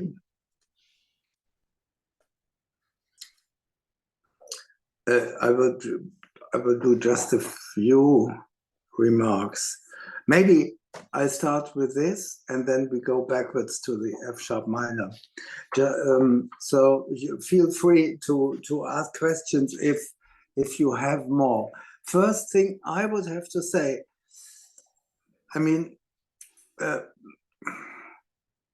presto di molto is really fast. And you are fast, but are you really, really fast? I'm not sure. A piece like this reminds me, I mean, Haydn, we have many finale movements, presto, in symphonies, string quartets and piano works. And one of Haydn's frequent questions was when someone told him, "Oh, Mr. Haydn, I've heard a symphony of yours being performed there and there." And Haydn said, "Was the presto fast enough?" So if you ask me, but I'm not Philipp Emanuel, but presto di molto is really, I wouldn't know of any other piece, nor of any other tempo designation which suggested even, well, prestissimo, yes. And that appears a few times in Philipp Emanuel as well. So it is the second fastest he has on his scale. And those molto presto finale by Haydn, just as well as by Philipp Emanuel, they have a certain dry sense of humor, and maybe you try to make them sound nicer than they want to be also. I would, not that I would argue for an ugly sound, of course, but there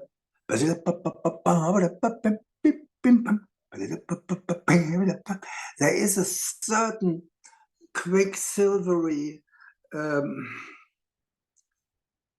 internal, you are still a little bit sort of round, maybe because you too obviously think in two beats per measure. I would think only one.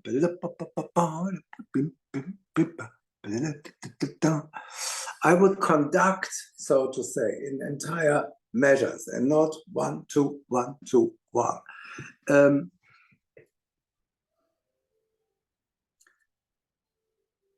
And I would, in most cases, really refrain from rounding up things, like there is in my edition, it's in the third line from the beginning. You have the thema entrance in G major, yeah, in the low, fairly low position, lower middle, and then in a way, I feel it's more humorous to play subito forte there, not because he doesn't write a crescendo.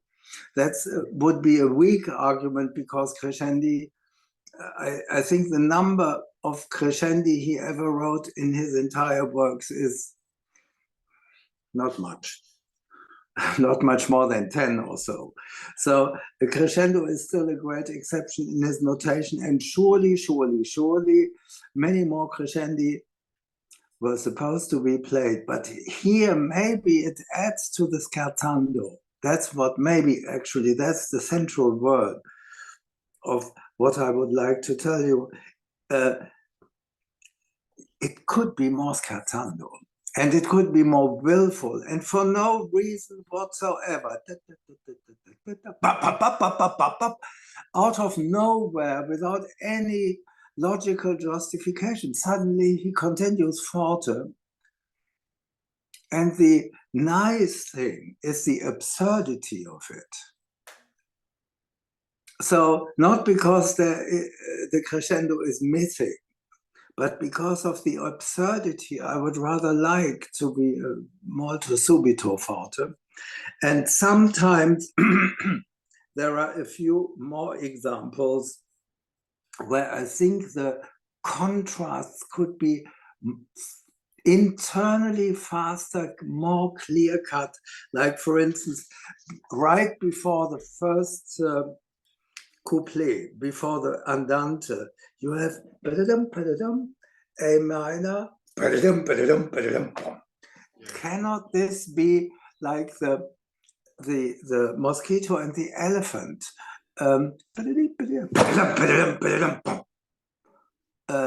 Sometimes really be grab it faster. And there are a few more in the other refrains as well. I have a question regarding dynamics. Yes. Because of what you said, for example, in the third line, when there is that long sequence of 8 notes and there is the forte, like what you said, like apparently in the middle of it, if that forte would have been placed like at the end of the scale, would that maybe suggest a crescendo? But then since here is in the middle, then it in favor of your point? Meaning you said that he wrote very few crescendo. So what is the hint of where we should do crescendo and where we should do sudden forte, like what you are suggesting here? I cannot answer that. It's a very good question, but it's I guess it's unanswerable. First of all, because still dynamic notation is still a quite young achievement in these years. And it is sometimes as if, at least I get the impression, looking at scores of piano music, but also symphonies or chamber music, let's say from the 1780s, 90s, 70s, that as it was still a young discipline, writing down dynamics into a piece. As you know, there's hardly any dynamic at all. A few echoes in Johann Sebastian Bach's entire output, but otherwise it's completely free of any dynamics. Or occasionally an aria is called at the beginning Largo e piano. Something like this happens, of course, and in Italian music as well, in Vivaldi and Corelli. So as it's still in the beginning, sometimes I get the impression as if composers still had to learn how to properly, professionally notate dynamics. And so your question implies that the system would be already mature and tested and with feedback of players, and then composers reflecting, maybe this was not the right way, let's write it next time slightly differently. So that's the reason for which I'm afraid I can't really answer your question. And there are many, of course, in these measures. It's also, if you play a crescendo, there's nothing wrong. No, yeah, that's true. So I could never say this is wrong, but personally, it makes me smile more if all of a sudden you start with a forte subito without much justification, because the sequence is completely regular and foreseeable.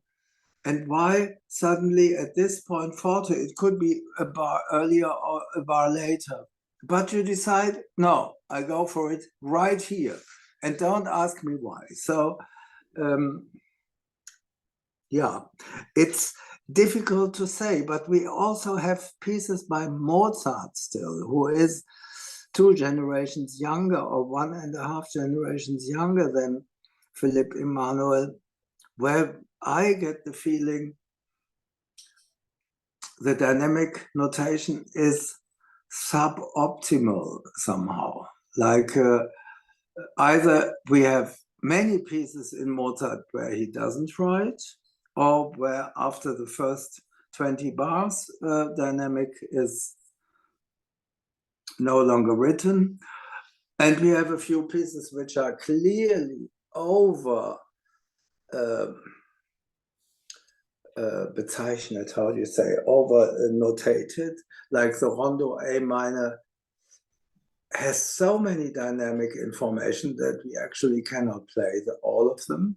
It's just impossible on a keyboard instrument which does not allow crescendo on notes. So it took composers, collectively speaking, a while until they had learned how to properly write it down.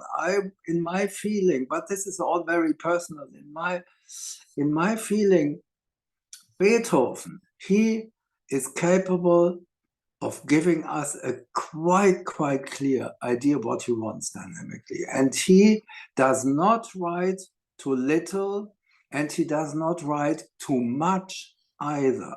Mm-hmm.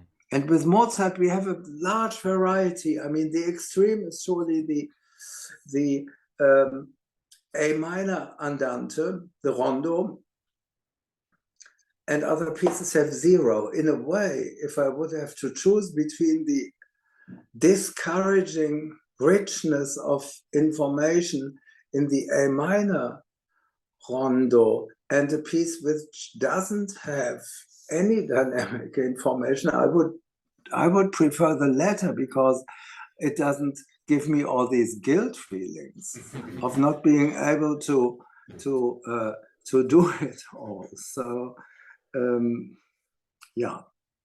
So, and of course, it is also, looking at this piece, it is also, of course, that subito and molto presto go very well together. Subito and an amabile andante maybe go less well together, because subito and amabile doesn't really make much sense together, unless you have very special situations, like in this andante you do have suddenly especially the G major, like as if suddenly a choir is coming in. But of course you would still have an eye on a certain round transition between piano and forte, not being too brutal, too karate-like in a forte. And there, I would imagine crescendo replacing, not playing subito piano or subito forte, but approaching with the crescendo, with the decrescendo, makes probably more sense than in the presto possibile. And then last of the remarks I have to say, I mean, I would have to say a few more, but sort of to keep it not too long. I mean, I have, you know me a little bit from Vienna, and Alon, I have gone really thoroughly on his nerves by telling him you should arpeggiate more and don't care if it's written or not, because in most cases arpeggios are not written. So for once, as a rare exception, in the larghetto sostenuto, I would not arpeggiate the beginning. Sorry to frustrate you. I mean, you do it well, and I cannot prove, but I tell you why I think it shouldn't. It, to me, it has a certain chorale-like or string quartet-like simplicity, like it's a bit like a national anthem somehow, the melody. And it's not a melody with accompaniment, but it is really a progression, a chordal progression, which with a sort of, well, I tell you can only tell you my associations, because I do not know, of course, if Philipp Emanuel would agree, but the dignity and simplicity here I would reflect by non-arpeggiando, the way you do it after 4 bars. And that is exactly the way you play it in the 5th bar and go on, is the way I play from the beginning. For me, it's one of these im Volkston, Schumann writes, sort of like a folk tune. Of course, it's fake folk music, but the seeming simplicity of it, if you make arpeggio, it is always something easily associated with a little perfume, or indeed you have a chordal arpeggio accompaniment and you have a individual melody, one voice of melody on top. But here, as we see already in bar 4, and we see in bar 5, 6, in bar 7, actually it is not exactly about melody plus 3 or 4 part accompaniment. It is really a chordal progression, and then he starts writing lower thirds to his melody. And then somehow the clear differentiation between melody and arpeggiated chord can no longer be maintained. That's the reason I would sort of give it a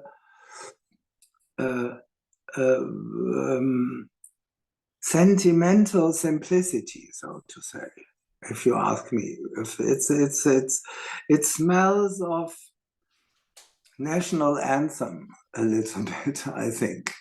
And the andante is something completely different, of course. I mean, that is a typically galant, slowish movement. I personally, the last thing I'm going to say, your upbeats, they were very short. Dum, dee, dum. If you really are convinced by these quite short upbeats, play them, but I would probably prefer them to be a little bit longer and a little bit more cantabile and sostenuto. And no, the very last thing would be that, again, just looking at his notation, the very end of the piece is senza misura again. Yeah. And he writes an arpeggio in 8th notes upwards and downwards.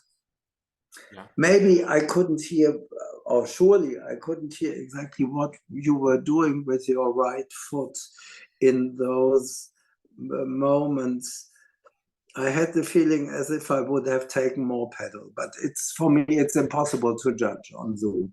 And the very last measure is no longer in 8th notes, but it's in quarter notes. And your quarter notes, and I think it's important to make the A flat major adagio is arpeggio, sorry, A flat major arpeggio is, of course, it's all fairly slow. But then the very last bar is even slower, and now this is the summary, the closing line of the story. And somehow for me, it's really the very last chapter is this I would play it clearly more slowly than the A flat major arpeggio in eighth notes.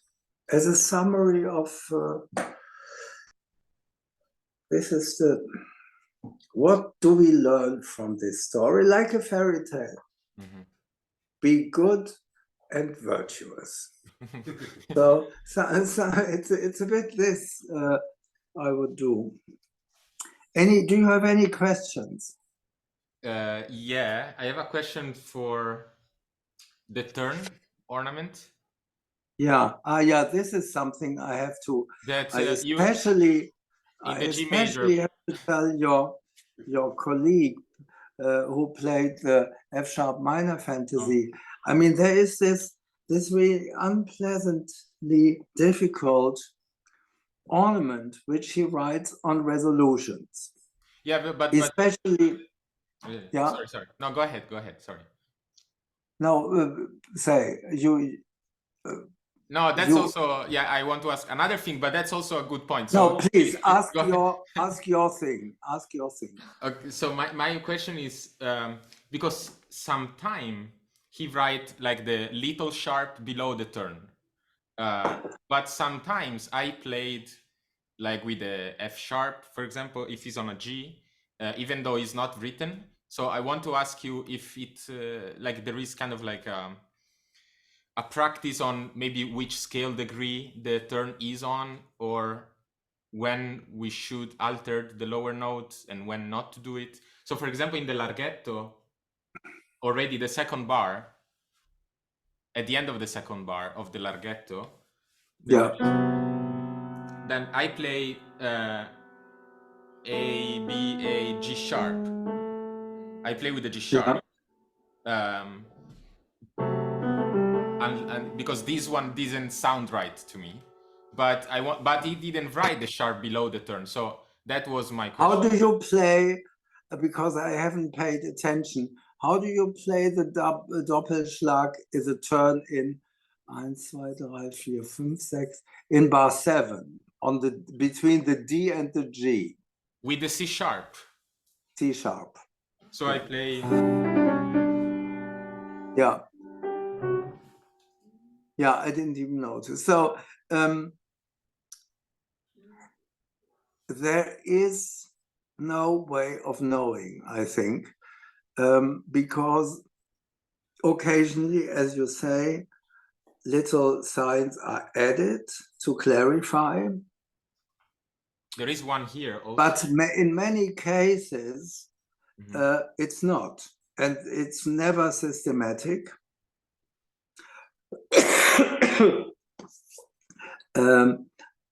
So we have to use our common sense. And the normal, so I mean, there are two rules often contradicting each other, two conflicting rules. First rule would be, of course, let's not be too far-fetched. The normal case is you play the diatonic notes in the given tonality, which would mean for those two places, you play G, the lower note in the second bar would be G natural, and the lower in the seventh bar would be C and not C sharp.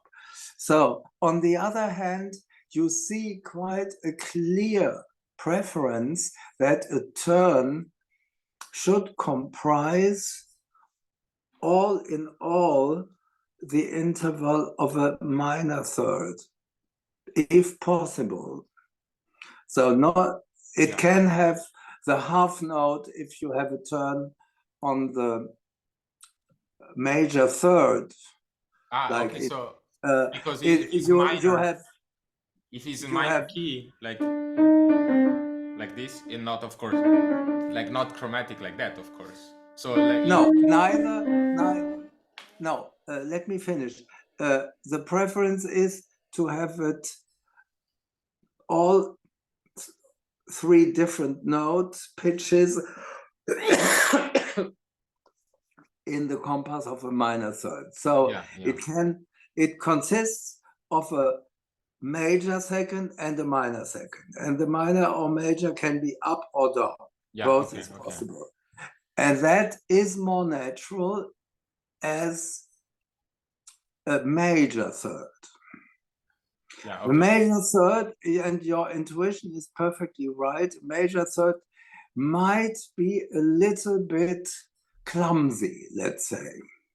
But on the other hand, for some reason, I cannot, and we are entering territory where I think reasoning stops because rules stop.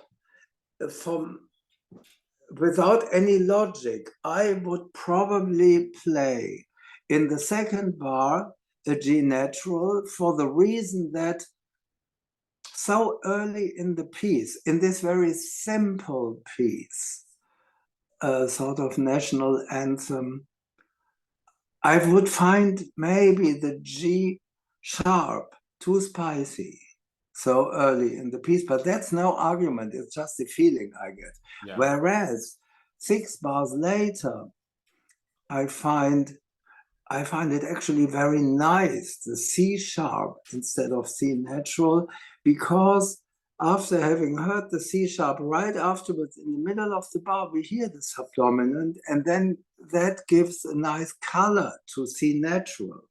Yeah, right. So if you ask me about a logic, I can give you some reasons, but if Bach would have agreed, I really don't know. Well, but the I minor really don't know, because it comes down to the question, is it more important to keep the compass of a minor third, or is it more important to keep the scale, the diatonic context of where we are? But for, so as we are here clearly in G major, it would be, diatonically speaking, it would be clear those two turns have the compass of a major third. So really difficult to say. Really difficult to say. If there is someone, but it's not Philippe Emanuel, there is a French composer who, but I don't remember who it was, Saint-Lambert, maybe. I don't remember, who says the Doppelschlag takes place exactly where you have a minor third, from top note to bottom note. So it can be placed in a C major scale. It can be placed on C, it cannot be placed on D, it can be placed on E, it can be placed on F, it cannot be placed on G, it cannot be placed on A, it can be placed on B. Like to not alter the tonic and dominant pitch? Only bad composers would write a turn on those notes, the forbidden notes, which give a major third compass. So we don't know about Philippe Emanuel. I told you what I would do, and I cannot prove it. I really can't prove it. Now we can go back to the other comment you were saying about. Yes, and that is, Alon already asked me, what the hell is one supposed to do there? All these notes, all these complicated ornaments on notes, which are resolutions of usually quite long appoggiaturas. Is it possible to play them? And I can only say, well, apparently Philippe Emanuel Bach found it possible, otherwise he wouldn't have written it. And in a way, I mean, is it really more difficult to practice those ornaments than practicing Rachmaninov 3? I don't really think so. So I would ask you for a little bit of patience. And your colleague, I mean, I liked many things you did, a lot in the F sharp minor fantasy, you have a very musical feeling for somehow developments of long lines. It was often a pleasure to listen, but you chose, in most cases, such an easy way out that I found it a bit unfair play. Just replacing this complicated and interesting and somehow giving color ornament by just a mordent is really a little bit making it yourself too easy. I do agree there are quite a number of places where it's next to impossible. But I would surely ask you, you should definitely try harder, because just play only da-da-dim, where he means da-da-dee-da-dee-da-da-dim, that's a bit too little. And to make things worse, if one, I mean, I can recommend only read the explanations of the ornaments he gives in the essay on the true art of playing. It's not in the German original, it's not completely clear, but the way I understand his words is that he actually, when he writes this ornament, so, and followed by that, he wants us to repeat the appoggiatura note. So going into the F sharp minor fantasy, the first time we have this ornament is in my edition in the second line on the C sharp. Mhm. So that ornament would be minimum D, we repeat the D, although there is a slur, we repeat it. Don't ask me why, please, I don't know, but that's what he seems to tell us. Compare it to the English translation. So the ornament would consist of D, C sharp, D, C sharp, B, C sharp. In that case, it falls very nicely into our fingers and we have time enough. And he has some mercy with us, because in the sequence where we want, and you did it very nicely, we want to accelerate in the sequence, he simplifies the ornaments in the next step of the sequence and in the then next. But wherever it's really possible to some ornaments sit in such an awkward place, if really you don't succeed, okay, in case of emergency, you are anyway allowed to do whatever helps your survival, so to say. But I would definitely recommend strongly that you try out and that you don't immediately give up on playing them, and see what happens. And you will, of course, see that practicing helps, like in a few other moments of music, practicing occasionally does help. So invest a little bit more time and energy in these ornaments, because it really is, I don't know, in all tenderness, there is in these endings a certain brilliance, a little flashing of light, which is so beautiful, which makes it at the same time manieristic and a tender brilliance, or however I should call it. And do not think, oh, these ornaments must be much easier on an old fortepiano, I can tell you, if anything, they are even more tricky to play because you give accents so much more easily. So it's not, definitely not the case that this is only a problem on the modern piano. It is equally different. And Philipp Emanuel himself, when he starts discussing this particular ornament, he says, it's fucking difficult. I know. So apart from that, I repeat many things you did very well. And speaking of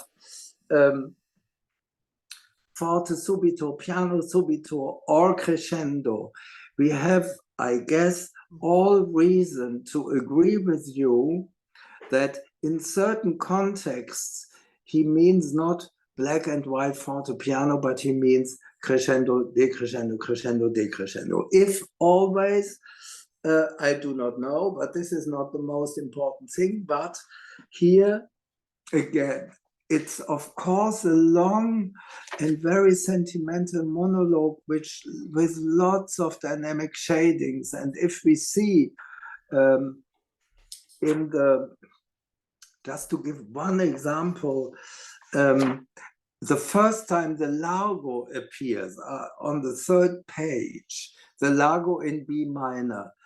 And then we have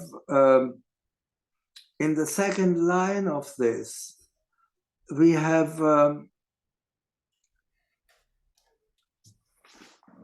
piano. we have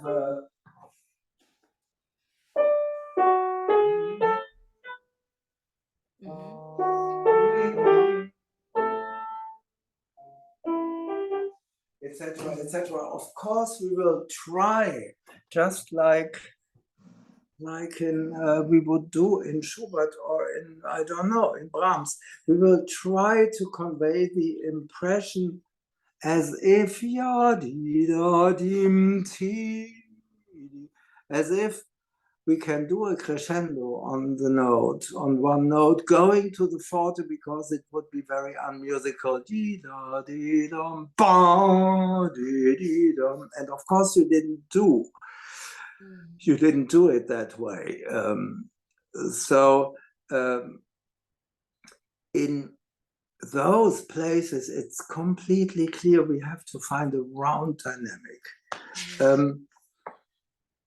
My edition, by the way, speaking of the second Largo, which is not in B minor but B flat minor, just a bit, not much later, but a bit later. So if you go the bar before that second Largo in B flat minor, on the first beat of that bar, I have a flat and you played a natural in the chords. Just to be sure, I think a flat is correct. But the Picard, the new edition says a natural. Really? Yeah. This one? Yeah. That's the new edition.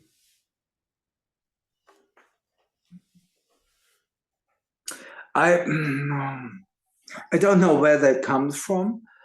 I have to say it's a pity because we have a harmonic stagnation that way, because then the written out arpeggio all the way from low F to it brings nothing really new, because if we hear a natural already at the beginning of the bar, there is no harmonic development left. I do not. I surely prefer A flat.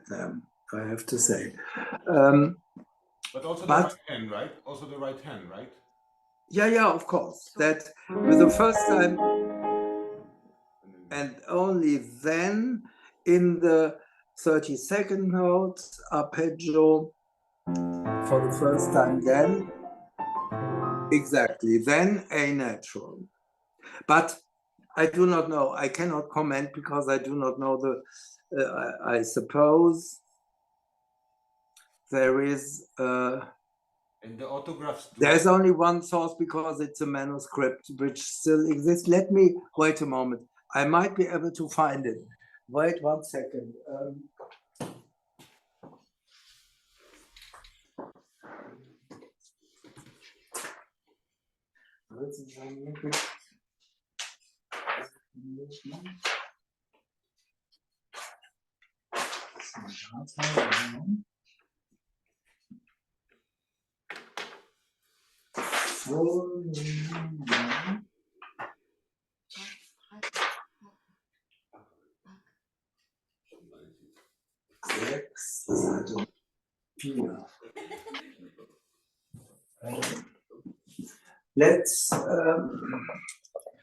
Let's see, 104.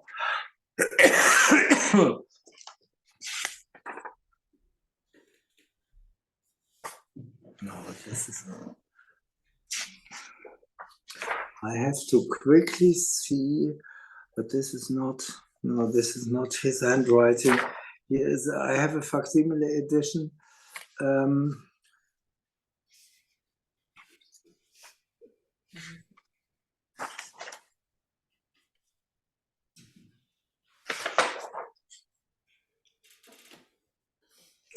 Here, but it's very clearly a flat.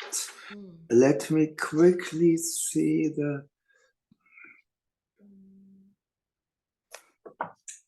where this comes from. D minor, C minor.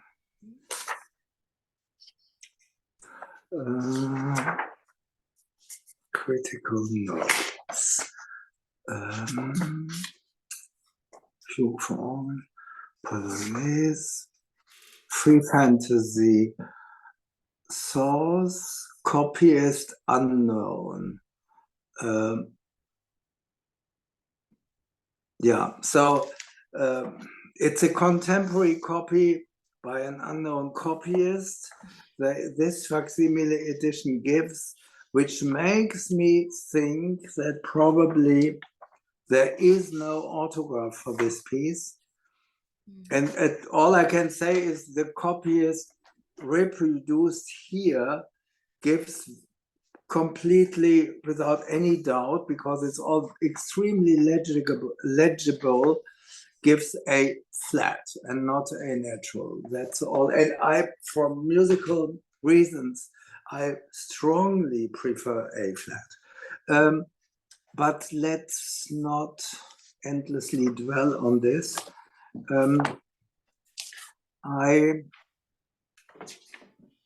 It's interesting, the Packard edition, they even email if we have some question about notes, that please write to us and notify us.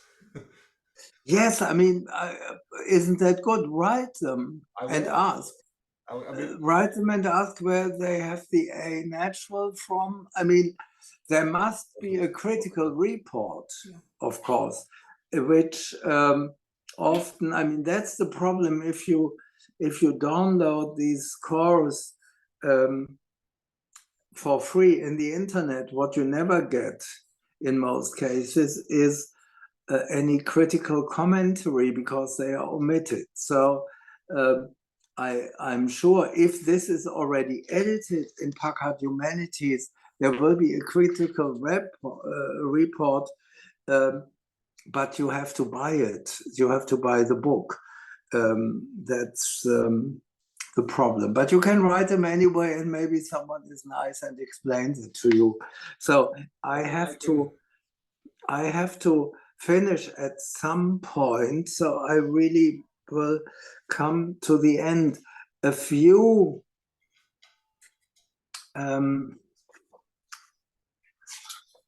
no, I mean the main points I said.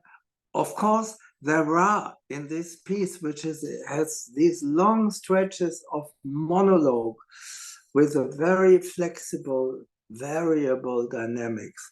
Then you also have, of course, some subito dynamic, which I suppose already the very beginning, that you have 3 stages from pianissimo to mezzo forte to subito, fairly subito forte, of course exists as well. So one needs to make the difference. The last very unimportant thing I wanted to mention on, I guess it will be last page, on your edition as well. The beginning of the allegretto. So the last time he writes allegretto, this rhythm. Do not forget, I mean, although it's all free, this little motive has a fairly simple rhythm, and you forgot the 8th note rests. You immediately went on, and I think for the internal consistency there, we need to wait just for the duration of an 8th note. So there is also no rest after. It should be like continue immediately in this edition. No, I just closed it. I mean, Wait. and then there is a rest, the second one. No. Yeah, Pito the che first. dotti. He said. Yeah. Well, here again, the anonymous copyist No, he said it's the given here, the anonymous copyist, the same, obviously, gives very clearly in 8th note rest both times. After the Dabba right dabba hand. dum bum bum bum and dabba dabba Yeah. dim bum bum bum and boom.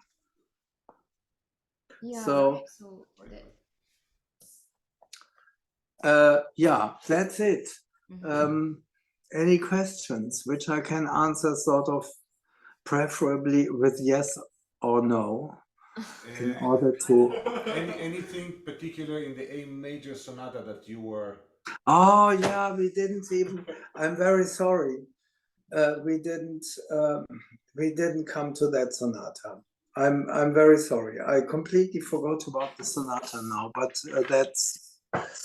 that's really I apologize.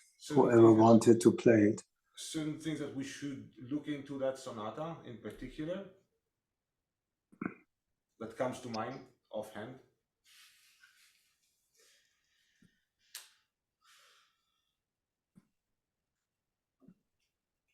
Is it a question you ask me? Yes. If there was certain thing, like why did you wanted to hear that sonata? Oh, because it was on the list, and it's a very beautiful piece, I think. That is the very simple reason. But no, I mean, let's say from my point of view, I mean, there are many, many more points, but some of the most important, at least, I think I got to mention. And of course, there are more, but yeah, no, I don't have from my side anything particular to say in general concerning this piece.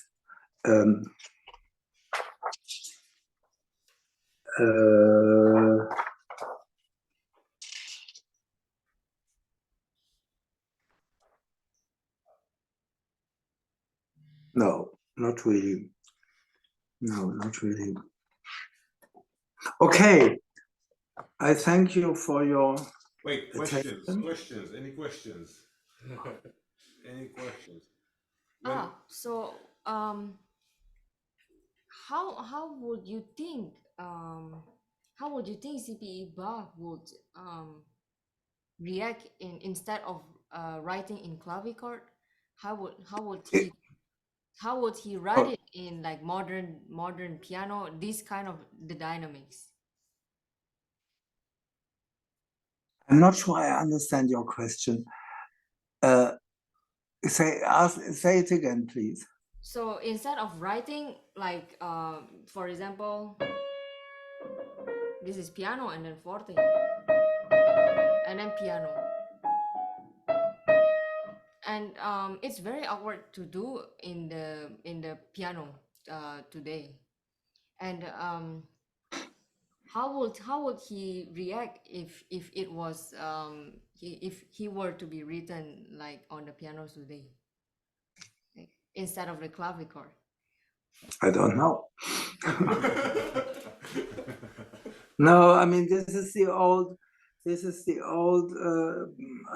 in my opinion, completely stupid thing to say. Oh, if Bach had known the modern piano, well, maybe he would have liked it. There's no reason to think he wouldn't have liked it, but I guess he would have written fairly different stuff. But as I'm not Bach, that's all I can say.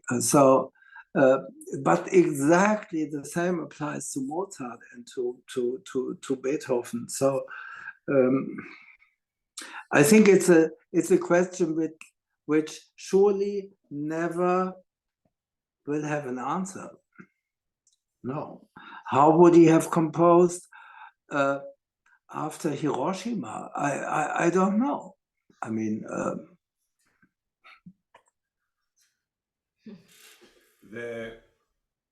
when we had the first sonata in E minor and the free fantasy places brought, I don't know, to my mind is the Fantasy Opus 77 by Beethoven.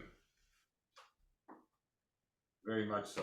This juxtaposition of such contrasting material. And yes, yeah, and by all means.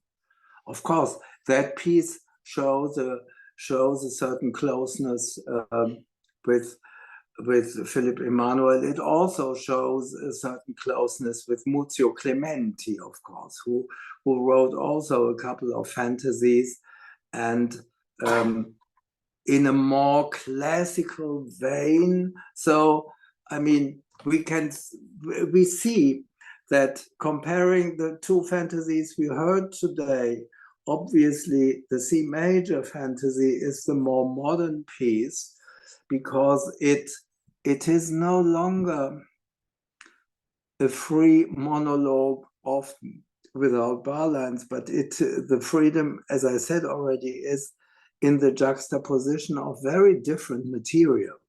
And that is more the way the classical fantasy functions. I mean, Beethoven writes in his fantasy a few transitions, and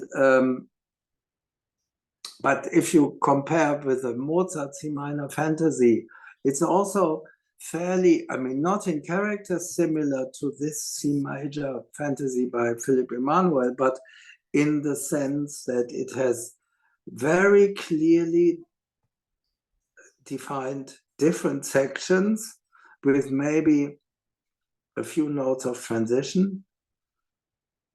And the free aspect of the piece is that it doesn't fall into any, it's not a sonata movement, it's not a rondo, it's something else. And just like the Emanuel Bach C major fantasy.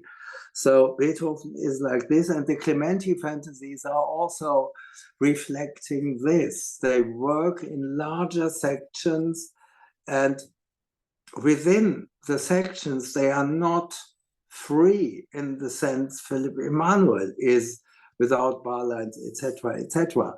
So this is what the fantasy becomes. If you want the Beethoven choir fantasy, starts, of course, like a really free improvisation. Yeah.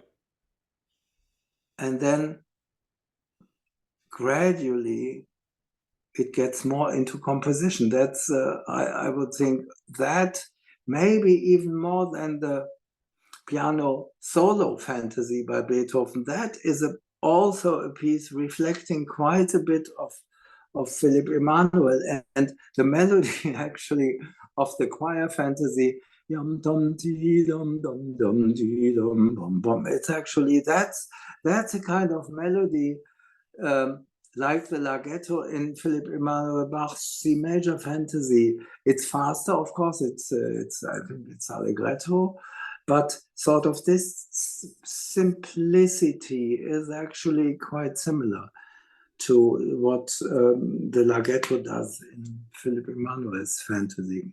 Yeah, the C major fantasy, it brought to mind the Haydn fantastic C major fantasy. Yeah, yeah. And I mean, I guess, but we will never know.